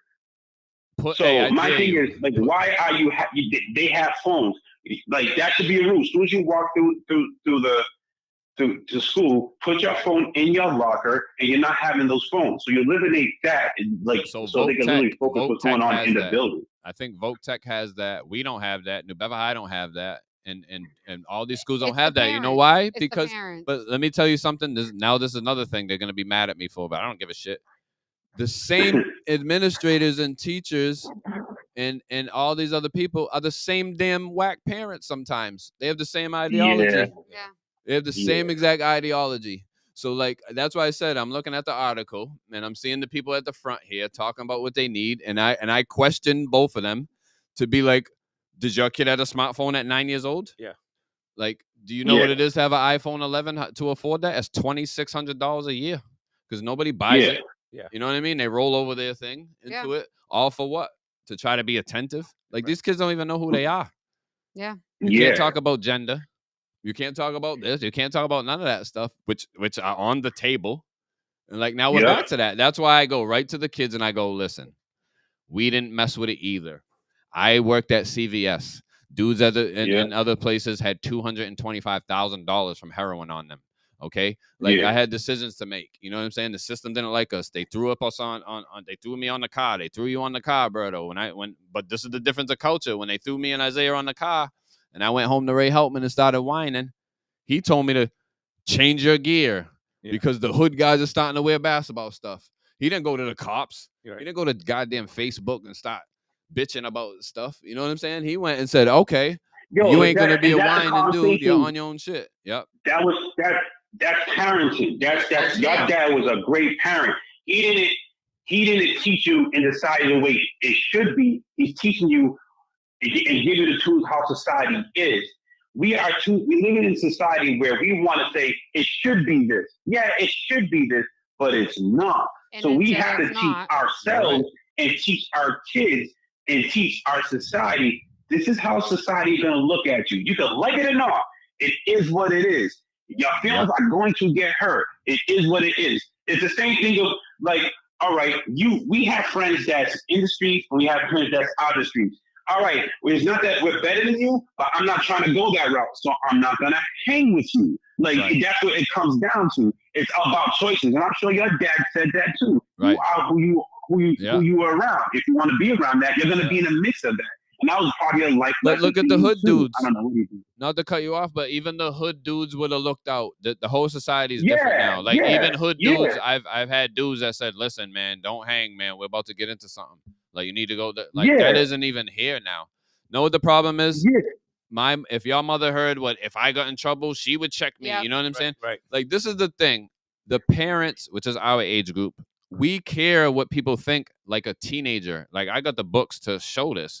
Like Yeah. we care. Like your mom didn't care. Like my mom didn't care what they like what society other than what, you know, respectful stuff of like normal society, but like she didn't care how she was perceived by someone she really didn't like.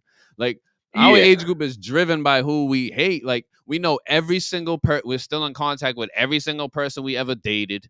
We cool with everybody. Yeah. Like, everybody knows every story. Like, what are we talking about? Like, and then you react in front of children. Yeah. You know what I mean? It's like, what are we talking about? think Now we bringing it expect back them to to go the to kids. class. So Yeah, no, I think bringing it back to the kids though too, like we talked about the parents, right? The parents hang around with characters, right, in front of their kids. they want to be sweated. Well, yeah, and so like for One me, thing to be acknowledged, but they want like to be sweated. I look at who I bring around my daughter, and if you like, I have friends like right now where I'm like, you know what, I got to back off from that because that's not healthy. Right? Like that's not healthy, or you know, that's not who I want around my kid right now. Like you need to get your stuff together because before you come over here bringing that over here, I don't allow that around my kid. Right. And like even family, like there's people in my family, I love them, but you're not coming around my kid. Like you don't have nothing going for you. I don't want her to be around people who have no ambition. Nothing against you, love you, but you can stay over there because that's kids see stuff, and even up until 18, 19, 20, All the way. you're a sponge. You're All a the way. sponge. You see But things and you no, idolize exactly them. too. I think these parents are trying to justify. Well, I tell them not to do it, Oh yeah, do but as they I don't say, not as realize I do. kids learn through what they see, not what you tell them. Yeah. So you're telling me not to do it, but then I'm watching you do it, so it must be the way to do it. Yeah. You know what I'm saying? And that's where it comes down from being a parent. Parenting has to do by how you teach through example. You're an example of what they're supposed to be. You could tell them not to touch the stove because it's hot. But then they're gonna touch the stove, and once it's hot and they get burnt, they'll never touch the stove again because now they understand. But they didn't understand when you told them 110 times before. That's just how kids are. But parents want to justify it. Well, I told them not to do it. They did it. What can I do? Move totally different in the household so they can see what you're talking about. I don't know what you think. Yeah, but you know the other thing too is I feel, you know, we blame the parents, and I blame parents too. But they're watching; these kids are watching their parents like live. They're watching the parent like, you know, badmouth the cop, or they're watching the parent, you know, give this person a hard time, or like, and that's how they learn, and they become young adults doing the same thing. You know, it starts at a younger age. I think we need, you know, accountability, not just in high school, but in the middle school. You know, that's when it starts too, and that's when you start I learning. want to make a point, sorry to cut you off, but like I don't want people out there thinking that, like, because there are people who raise their kids right, and I was about to bring up positive in a second. Don't get me wrong, like not every time it's the parent, but the majority of the time it's the parent. However, you know, I'm one of those kids that I was a knucklehead. Like my dad whooped my ass. My dad did not spare me my feelings. My father was not like, you're my kid, you're always right. That was not my father. However, there was a phone call to the house every year, at least once a year, for something stupid I did at school. And I was just a knucklehead. Was I a bad? Anybody who knew me back then will tell you she wasn't a bad kid. She just didn't care. Right. You was a kid. Like the kids are gonna do stupid stuff. Not to the extent where the teacher's well-being is in trouble. You know what I'm saying? Like now we're getting to a point where like, all right, this needs to stop. Like kids are gonna be kids. They're gonna do stupid shit, whatever. Anyway, but now it's getting to a point where now teachers are fear for their safety. Like, well, what are we doing? Why they call out as much as they do. Well, to be honest, it's real. It's they're burnt out. You're right, 100%. Yeah, it's tough. Like just to give up bring some positives. So like these young kids are on point though. I'm gonna give you that. Like these kids, they're on it. Like they get it. That's why they don't give a shit, because they know we're BSing. Like we can tell when someone is BSing because that person might have been on the corner, or they might have been, you know what I mean. But like now it's like, man, I ain't listening to mom, and then like we already know this stuff. So like I feel like our age group almost has the cloak over our own eyes. Like we really think like kids don't see certain stuff. Like certain philosophers I follow, they consider the smartest living things are kids on earth. Right? You know what I'm saying? Like especially 5 and under and all that. So like when you have to fight through that, and then it isn't even worth it. Like on the low, it's not really worth it. Like I'm gonna go to class, I'm gonna do this, and then now this kid over here, we're gonna make sure his grade is a certain thing, because of X, Y, and Z. They're laughing off some of the IEP stuff. Like, yeah, man, and all I gotta do is tell my mother this. You know what I mean? And I'm gonna be all set. Yeah. So what I try to do is, because I mess with them with that. Like I peep all that, and I tell them, I say, look, we've done it, we've gone through it, but you're getting to this age group where you're accountable, and it's not just about being 18 and being charged as an adult. I'm saying, like, you're gonna want certain things by the time you're 25. You're gonna want certain things by the time you're 30 years old, and you're not on track to get them. That's how I get cool with them kids. Listen, I'm cool with the kids that are trans. I'm cool with the kids that go through all that. Like, I'm cool with all of them. Like, you'd be surprised that they ain't got no connection with some of these kids. They ain't got no connection. Yeah. You know what I'm saying? So like what, but because what I remind them, and like I like existential philosophy, where it's for the individual. So like I'm always pushing for the person to go get theirs. Like I remember being 20 and being like, how does so and so have a Mustang? Like, you know what I mean? That cornball from school, and it's like, man, because he been working since 14, straight through, and now he got an apartment, and now he got this. I go, that person is still doing that. I said, because they're angry at us. They do not mess with their parents. And a lot of these girls do not mess with their moms, and that bothers me. Like, cause like female, like if a young girl gives up on their moms, like what are we talking about? You know what I'm saying? Like what's left? So I hear you, Berto. It's like I try to hit them individually. Like don't pick up the phone if they're beefing.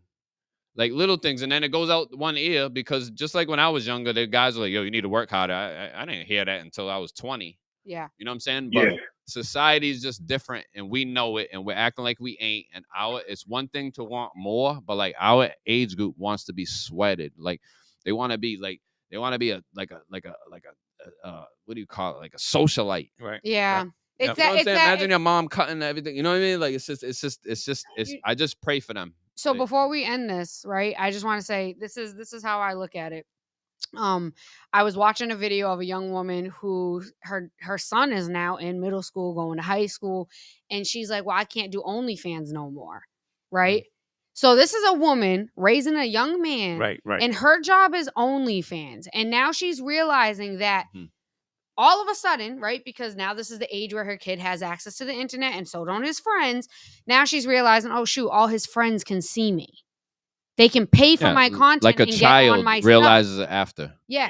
But that's the point. Is now what I would do, and just because I'm an overthinker, I'm asking like, what, like, why would you do OnlyFans? So how were you raised to make that bad decision?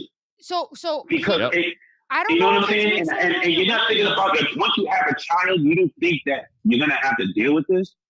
I think I hear what you're saying, but I think for that generation, because she's like around 30 something years old, I think honestly it's the influence of technology. Like, because like you gotta remember, like when I was a kid, like, you know, I'm a little bit younger than you guys, so like when I was growing up, it was the internet, right? And we had AIM and AOL and stuff, but there was no like out there. So when people started realizing you can make money online, it really got away for some people, and there was just no end to what you would do to do that.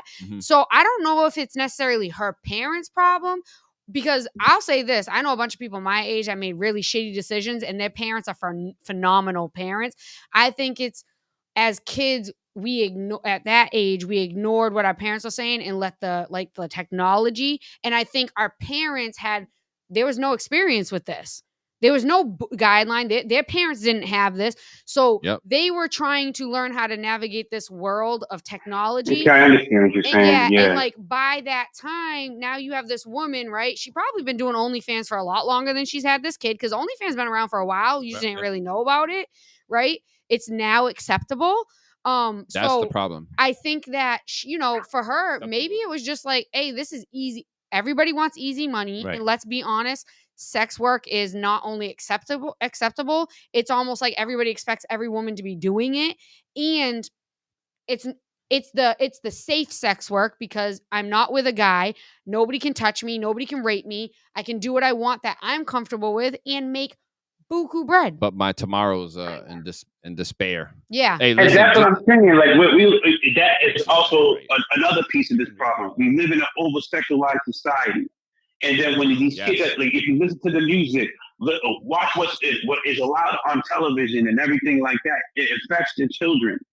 And I think we've gotten too far acceptable in a lot of these things that now is pouring into society and messing up society. Yeah, absolutely right. 100%. It's one of those topics that come up. We start off with school, but now we're gonna land in sex work, and nobody wants to talk about that. It starts off with this, and it ends up over here. We do this every week. The girl Crystal Lynn, Yeah, said it perfectly. The problem in society is being reactive rather than proactive. Like, what are we losing it for? Like that's perfectly said. Like, moms used to be cool, like they used to be smooth in a corner. They want to just be losing it, and like that's where it translates.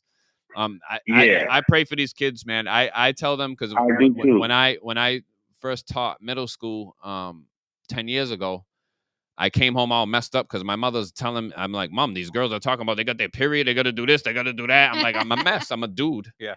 And what she told me, she slowed me down. She said, they trust you. You know what I'm saying? Yeah, It's like, yeah. so stop acting like a fool. So it's like little things like that. And then that's when I went, because these kids are not cool with us being between their legs the way we are, yo. You know what I'm saying? Societies wise, like, are you this, are you that, the whole thing. So that all I used to say is just, I say it like this, I sum it up. If you have a child, take them seriously. And if you have a girl, really take that girl seriously. Like, that's a young girl. Like, you know what I mean? Before we get into like, they can't do this and they're allowed this, they're allowed that. Like, it's a young girl, So I don't know. I study a lot of people that the reason why they're doing this, I think, is I follow Nietzsche. Nietzsche talks about false morality. Like, a lot of people only do well because of what the consequences would be. They're not moral. Right. Yeah. You know what I'm saying? They're not moral. They're not like justified. So like where now they're showing that. You know what I'm saying? It's like, I would never do OnlyFans. Why? Everybody's cool with that? All right, I'll try that. Yeah. You know what I'm saying? Like, the moral people. So like that it comes to that. I don't have a kid, so I don't know, but like, just take your kid, take them seriously. Like, start with that, and then the National Guard is like it's a detail. It's like collateral damage. I think it's ridiculous seeing the parents on TV going, "We don't need them. That's foolish, ma'am. You're the problem. Like, that's why. Like, you guys don't want to protect the kids. You don't want to protect the school. Like, if they're saying we might need the National Guard, you as the parent should be like scared to send your kid to school." And you should be like, dang, do we it shouldn't be like, this is overkill. Really, it's overkill when somebody comes into the school and shoots everybody, right? It's overkill when the drugs keep coming in. It's overkill when the teachers are being assaulted. It's overkill when you have 1,000-something students who know at any point in time they could really overthrow the school. Well, because there's kids coming and going. Yeah, that ain't even from there. Right. So when there's a mass shooting, or when we always, nobody knows who it is. How did they get in the school? This and that. Right. We got kids going in. Look at this. Like, I want to. I just before I go. I look at this. If you look at all the schools in the surrounding areas, New Bedford, and all the surrounding areas, where are the bad schools? And right, because in my job, I have delivered in nice neighborhoods and I have delivered in bad neighborhoods. So when you go, where all the bad schools are at is where it's in the bad neighborhoods where you can see these types of homes where they're getting bad parenting, and then they want to blame the school. But then you go into a good neighborhood where you see these parents and you see like I consider in Fairhaven, you should see how packed that parking lot is when they're picking up their kids, and if you can see when they have like an event for kids, how packed that parking lot is of parents being involved in their children. And it's a good school. They don't have this problem. Why? Because the parents are involved. But then you go to a school that the kids are bad, and let's see if they have an event for the kids. And I guarantee that parking lot's empty. That's the difference. But yet these parents want to blame the school like they're supposed to raise their children. No, we're supposed to give them some type of education. You're supposed to raise your children. That's why now you have parents in the news saying, we don't need it. You don't need it. All right, you don't need it. And then, all right, let's see when you get fined. And I think that thing will change. Yeah. I mean, it's not just that's the solution, but that's a big piece of it. Yeah, it's tough. So, it's a tough one. Can I just add one more thing before we break on this conversation? Because we could go on and on with these. I think the other thing is like money. Like, I tend to be like anti-government, okay, but like when this school district Brockton had a shortfall of money, right? Why isn't the government stepping in? Right, we pay all these Okay, other let's go. countries billions of dollars. Why can't we be like, hey, I listen. However, the money was missing, I don't know, but Yeah. if there is a Because shortfall, why where is the can't we school help them? located? It's in Brockton. Where is it Brockton. located? This is a systematic racism type of shit. Yeah. Because when you have schools in the good neighborhoods, they don't have this problem. They have all the resources. Why, especially in a big school like that, you should put more resources, but they Right, don't. hundred But if percent. that school that is in that neighborhood where the mayor lives, or that school where like all the prominent people that have money lives, they'll have all the resources. So that's it comes down to it. That's how the systematic issue affects that minority school, the school that has the most minorities. Yeah. I don't want to make it a race issue now because it's not. But I'm just Nah, but saying that economics like too. it's a Yeah, same systematic thing. thing too. Yeah. Plus, like to your point, a lot of the better teachers probably go to the suburbs because they don't have to Yeah, babysit. They can just but I go don't. there and But I don't teach. even think it's teachers. I think all teachers are good if they're able to do their job. Right. But when you deal with I didn't want to sound like there are bad teachers. However, I do feel like the better ones generally might not want to babysit all day because I think that's what it is a lot of times in these bigger inner They want to cities. go to work. They want to do Listen, what you they're guys supposed be to do. surprised. This is happening everywhere. Know what the problem is? The problem is because you have good teachers. You have a lot of good teachers everywhere. Like my brother still sends them to Ivy League. There's still top kids that'll come out of Brockton. But the problem is this: like a kid tells you to shut the f up, you little b, and then you know what I mean. You can't do anything. And then he comes back in the room. Yeah, can't do anything. You can't suspend. So like kids. me, I'm one of those like because I deal with you deal with those kids, and like I go yeah.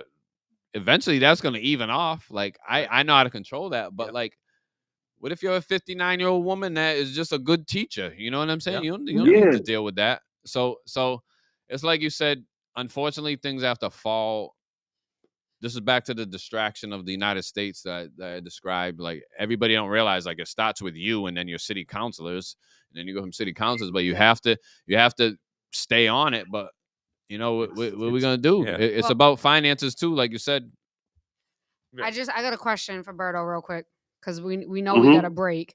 What song you trying to hear? listen, I'm not running this show. Like I'm just a saying. caller. We know. I'm just I just want to waiting. call. Which one you want to hear, Berto? Listen, Which one? like what I put on like what have you played already? This is your first break. Yeah, we played Muni Long. No, which one? Yeah, we played her, right? I might have pressed her. Yeah. Just pick a song. All Pick right, a song, damn it, Bro, Berto. we need to come to a conclusion on this, bro. Berto. I like all those. Thank you for calling in, Berto. Get All right, off thanks, our- guys. You're doing a great job, man. Like I tell you all the time, I appreciate you. Derek, thank you for learning all that. Man, Jasmine, you know how you are. You're you're the savage of the group, man. I love Just you. keep me in check. Yeah, and Marcus, thanks for coming on, man. I appreciate you, dog, man. it, And bro. again, congratulations. Get home safe, man. All right, man. And Evan too, man. I appreciate you, my man. I'll see you when I get back. All right, Berto. We'll talk to you. Thank you. All right, later. All right, we're gonna No, I'm just finally seeing the comments. we're gonna play one more music break, and then we're gonna come back with Jasmine with "In the Know" in the Rabbit Hole. We will be right back. You are listening to WNB1 Radio.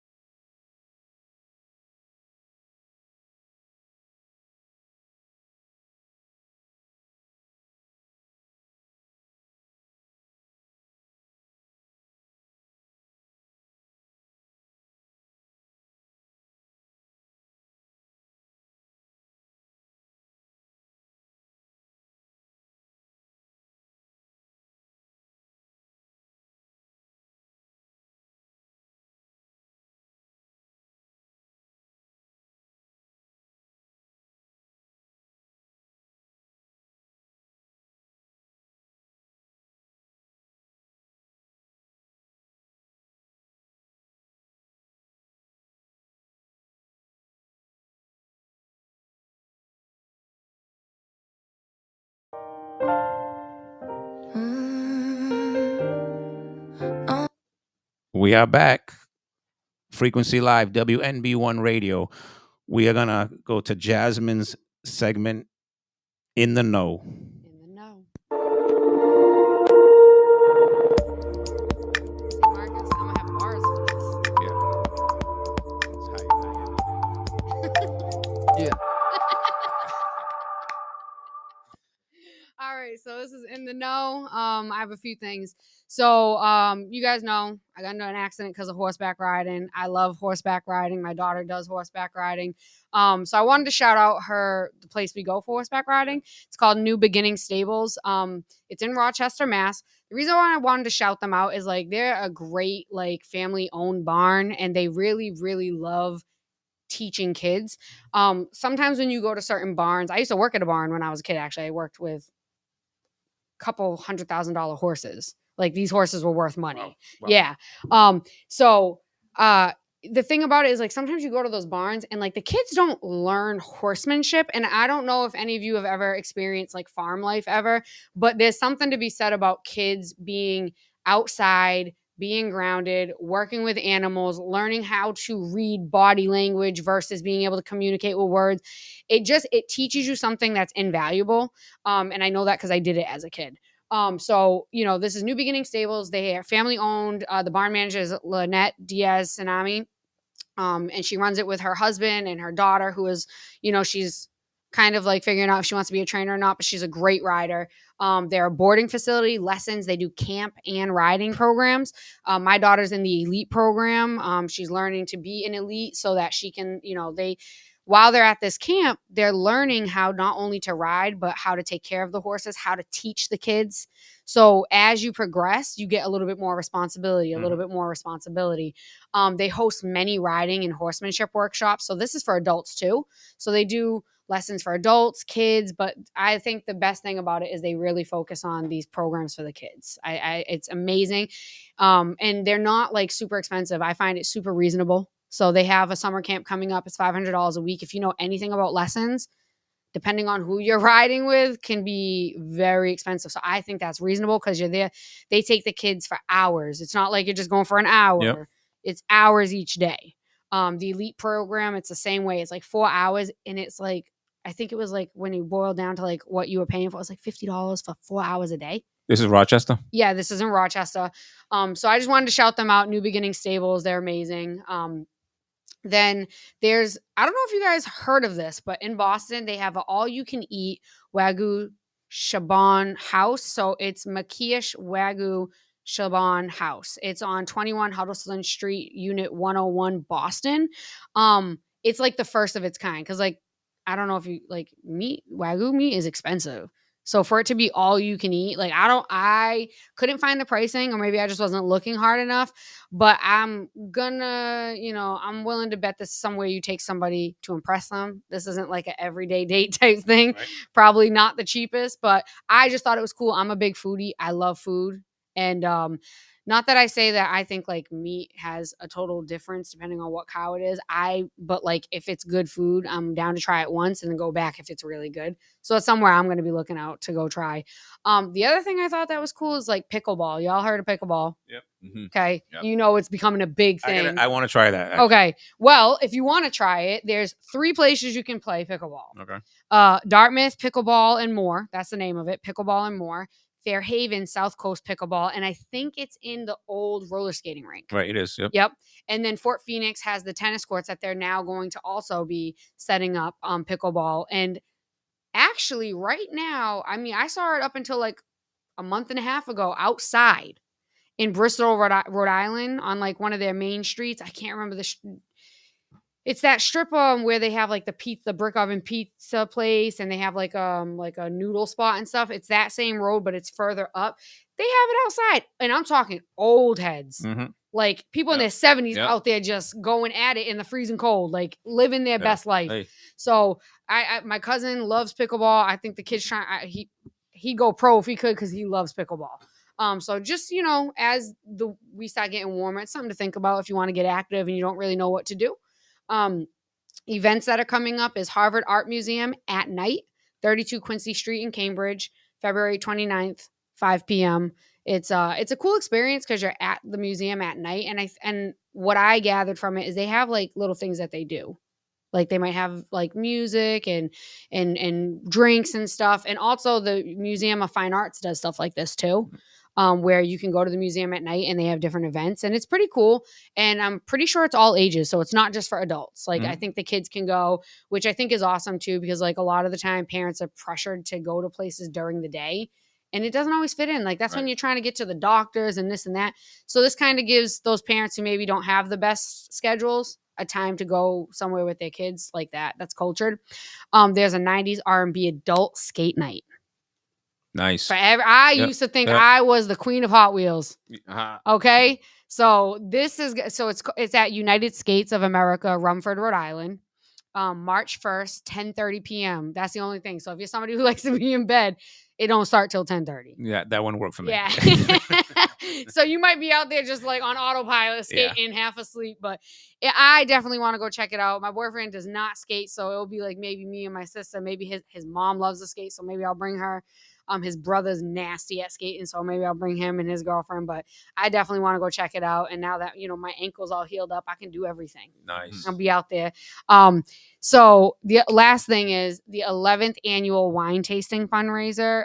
This is kind of near and dear to me. I worked at New York Life, and my supervisor, if you want to call him that, they call him a partner, but so people understand kind of his role. It's equivalent to like a supervisor.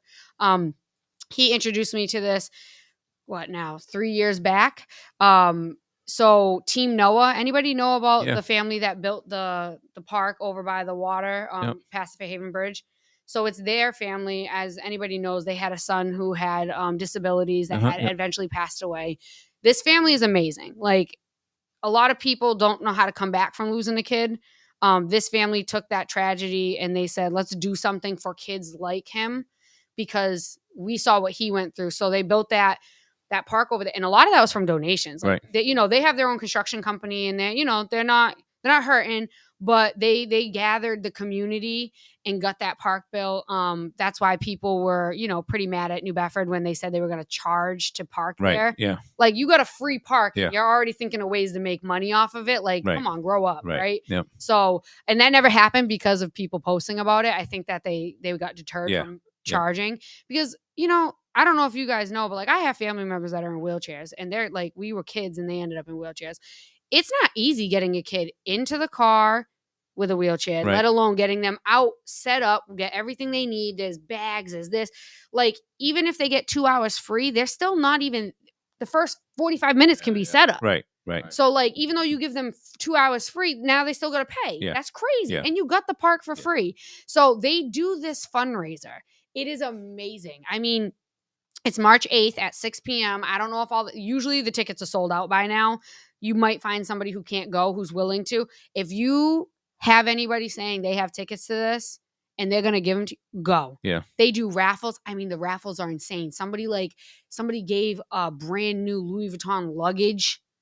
They raffled that. They have sports memory. I mean, these people have connections on connections. So when I say that they're bringing out the big guns, like they raise insane amount of money. And then they have like the smaller raffles where you take your tickets and you put them in the bags for the baskets and stuff.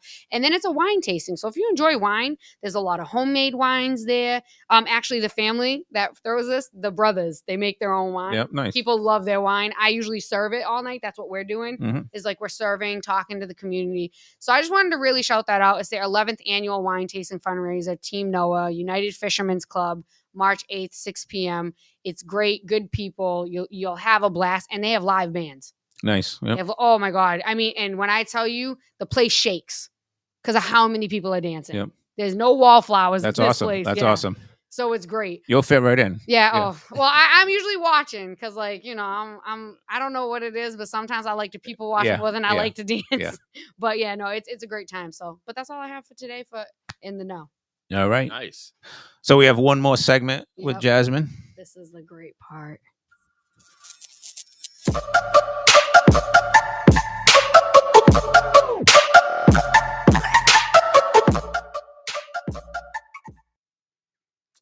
All right, so down the rabbit hole. So I'm not somebody who likes to watch a lot of podcasts only because I'm in a mentorship. So for me, like a lot of my day is very serious. I'm listening to audios. I'm reading more now. Like I love reading, but like I'm reading with more intention versus like just like fiction. I mean nonfiction and stuff like that. So I have this one podcast that I don't necessarily watch the episodes, but I'll go through their like shorts because they're funny. Yep. These guys are funny. It's called Shits and Gigs Podcast. I don't know. Have anybody of you heard them? They're from England. I've never heard of them, but when you sent the info on Friday, I had to Google them. Yeah. So these guys they're just a goofy bunch of dudes. Yeah. Like it's anything and everything, nothings. And so I want to give some background. So there's Fuhad and James, right? They're both like they're both British, but they're I think one of them is Nigerian, or yeah, I think he's Nigerian, and the other one I think he's like Caribbean. So I don't know if you guys know anything about England, but there's a lot of like what we would call African Americans, but they're British. Yep. You know, and there's a lot of Caribbean influence and stuff. So these guys, and it's funny, you see these two guys and they open their mouth and they have these like really British accents. I love it. But they're funny. So there's an episode. It's they're two friends, Philly and Chunk, and they have like this game sometimes they play, and it's like these weird scenarios. And there's a running joke that James is in love with Fuhad, the two main guys, that like James is like the master level, lets his intrusive thoughts win. Like, you know how like there's like things that you're like, you might think it because you might think it's funny or it's just inappropriate but you would never say it. Yeah. This man lets every intrusive thought win his entire life. Yeah. He just has no chill. He loves making it. If you say here's 10 feet, he's taking 30. Like he's just got to go with it. So, okay. We're going to play this, this video, and you guys are then going to tell me, is this normal, like guy banter, or are they taking it? Oh, I need that piece. Or are they taking this like too far with right here with the brother love? Because I'm telling you right now, these men are handsome, but I would never date one of them after I heard this. All right, ready? Oh, wait, hold on. Crap. I got to start with the volume up. Philly on the dick with Chunks suck the poison up. To be honest, Philly is gone. Like, Wallahi, billahi tallahi, on my life. That's what I said. Wallahi, he's gone. What would you do? Bro, for him, I'll suck it twice to make sure, bro. He lost his mind. You know what's this enough? Yeah. Bro, twice to make sure. Yeah. It's crazy. I'd go for each fang. So I don't know if anybody heard, but they basically gave the scenario that if their friend got bit on the penis by a poisonous snake, would the other friend suck out the poison? All right, how many guys on this podcast? So it's two main guys, but they constantly bring on friends, and they have like kind of like Edmund in the background and stuff. But these two other guys are friends of theirs that they bring on. So he said, if Billy got bit in the penis, would so-and-so Chunks suck it out of his penis to make sure he lives? And he said, he's dead. He's dead. And then he said, if it was me, I'd be like, no, let me die. But James, the light skin of the two, was like, for him, I'd do it twice. He goes, I'd go for each snake bite. So there'd be one dead dude that because he got bit, and then there'd be another dead dude that's out the closet because he sucked the poison out. No, like, and the thing, like, the reason why I did this is because, like, if you watch this, and I love this podcast because James just lets every intrusive thought win at life. So if you watch this podcast, you'll just see, like, it's the most ridiculous, like, this stuff don't even happen. But James is going to give you his honest opinion. Mm-hmm. He's going to do it. Charlie Perry posted a link on my wall, so apparently he watches it. Yes! Or he Googled it, but it's there. Yes, thank you, Charlie. I mean, literally, like, so, like, for me, like, I know, like, I grew up around guys, right? I've heard guys say all types of things, like things that, like, maybe outsiders would never hear them say. So, like, for me, is like, not saying that this is kind of over the extreme, but, like, do guys talk about stuff and like just get like joke about stuff like what is it? Because like I've heard some things. That's across the line a little bit. Okay, for you. I mean, definitely for me. But for guys in general, I think whoever said that, like the one that laughed it out, he's on the other team. Yeah. And I ain't mad at him for that. Yeah. I don't like liars though. I mean, it's entertainment too. No, and that's true. All right. So that's what I'm saying. Shock Like I don't factor know. stuff. Yeah, I don't know if James does it but like if you go through there, like for me, like down the rabbit hole type thing, when I hear these like snidbits, I gotta read the comments. Right? And everybody, James loves Fuhad. James would do anything for Fuhad. If Fuhad told him tomorrow they could be together, That's keeping James them would be going. together. That's keeping them going. Yeah, So so that topic even got us to talk about it. So Yeah. all right, maybe there's a pot of there. So like that's part of me is like, all right, that's definitely like their thing. Like James just lets his intrusive thoughts go and he doesn't hold back. But part of me, like I've heard people say, like, I'm not gonna say who, and I'm just gonna say this. We had an argument one time. It was a bunch of us sitting in a room, and the guys were talking about would they wear a dress, like the rappers there, and like in the music videos or whatever. And one kid said, like, "Oh, it's just a dress. I'd wear a dress if you're gonna pay me X, Y, and Z amount of money." And then another kid was like, "You have no integrity. Right. Like you say you are a straight man." You say this, you say that, but yet somebody gives you the right price, so you're able to be bought. So what price is it for you to essentially go down on somebody? Like, what is the price? Because right then and there, you're telling me there's a price for a dress. Well, then there's a price for something else. He goes, I would never. The other kid was like, I would never. I don't care how much you're paying me. I'm a man. I'm not wearing a dress. You can't make me. Mm-hmm. Like, there's no amount of money that's making me. And I feel that way about certain things too. Like, there's no amount of money that's going to compromise my integrity. And you can say I'm a liar, but I'm going to be real. I used to work at a bar. I've been offered the dream. I've been by somebody I know. They told me, I will pay for your house. I'll pay for your kid to go to school. I will pay for all your clothes, your purse, whatever you want. You just have to do XYZ for me when I want it. And then I don't bother you. And it's on the low. And the crazy thing is, I knew this man's wife. That's wild. I have served her food. We talk. I talked to him, and he's never talked to me like this. And he was drunk, and he let his guard down, and he said what he had to say. And I turned it down. But I could have. But that's the thing. Like, what it's like integrity. Morals. Right? Yeah, morals. Like, so for me, it's like, yeah, this is all fun and games. But like, then I think about conversations I hear in real life, and it's like, it's really not that far off. Right. Like what he said is not far off from what people talk about in everyday life. Right. I don't know.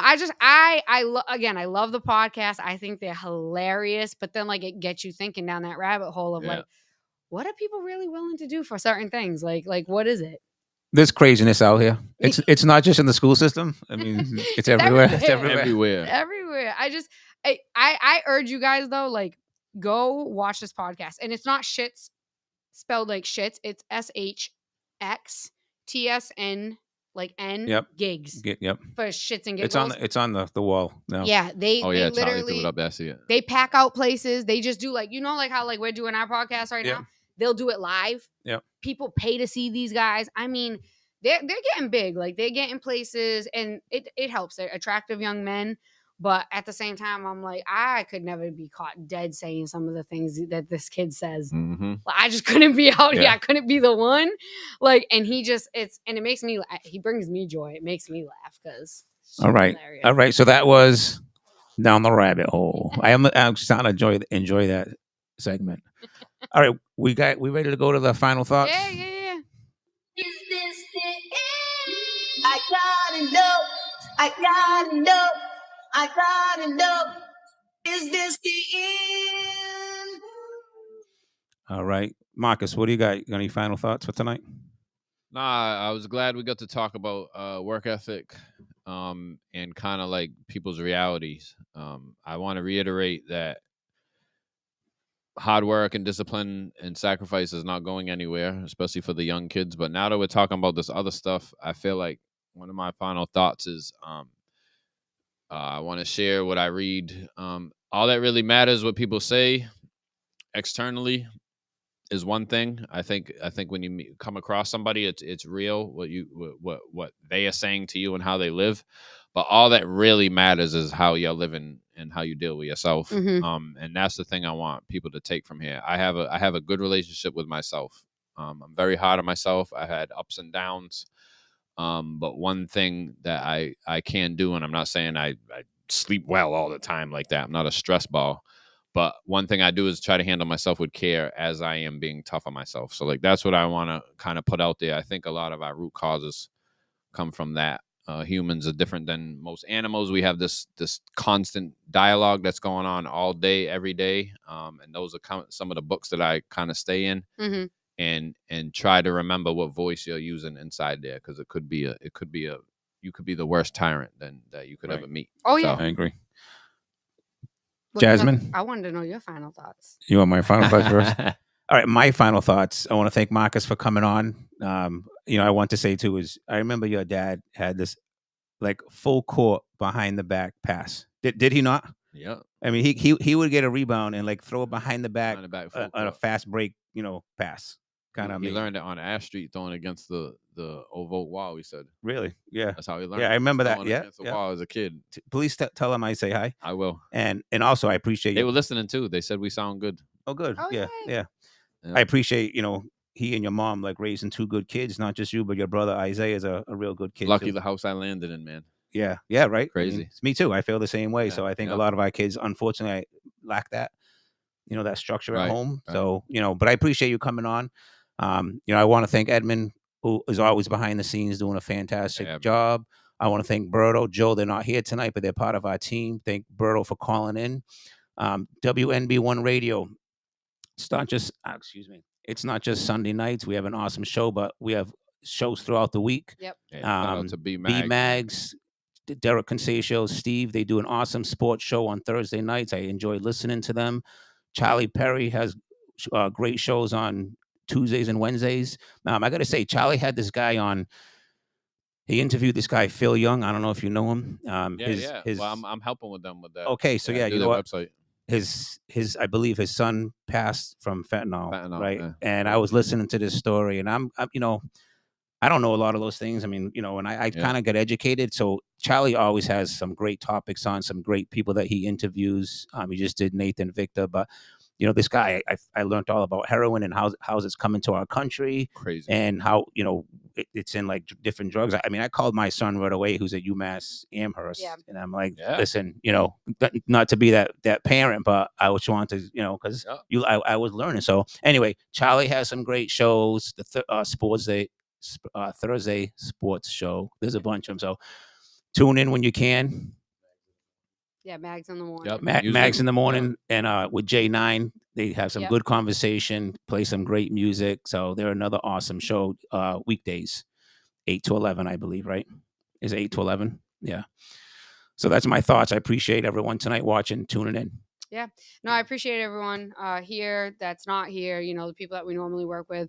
My final thoughts is just really like looking at everything I'm doing these days and why I'm doing it, and I have a goal and I'm trying to reach it, and responsibility, accountability, everything we talked about today. I'm having to reteach myself those things, because sometimes when you go through dips in life and you gotta pull yourself out of it. I keep saying, I got these mentors, they're about my age, but I'm learning a lot, and I think that's my final thought is like, be open to knowing that you can be wrong or that there's a better way. And the biggest thing I've been realizing lately is I need to stop being one of the smartest people that I'm around.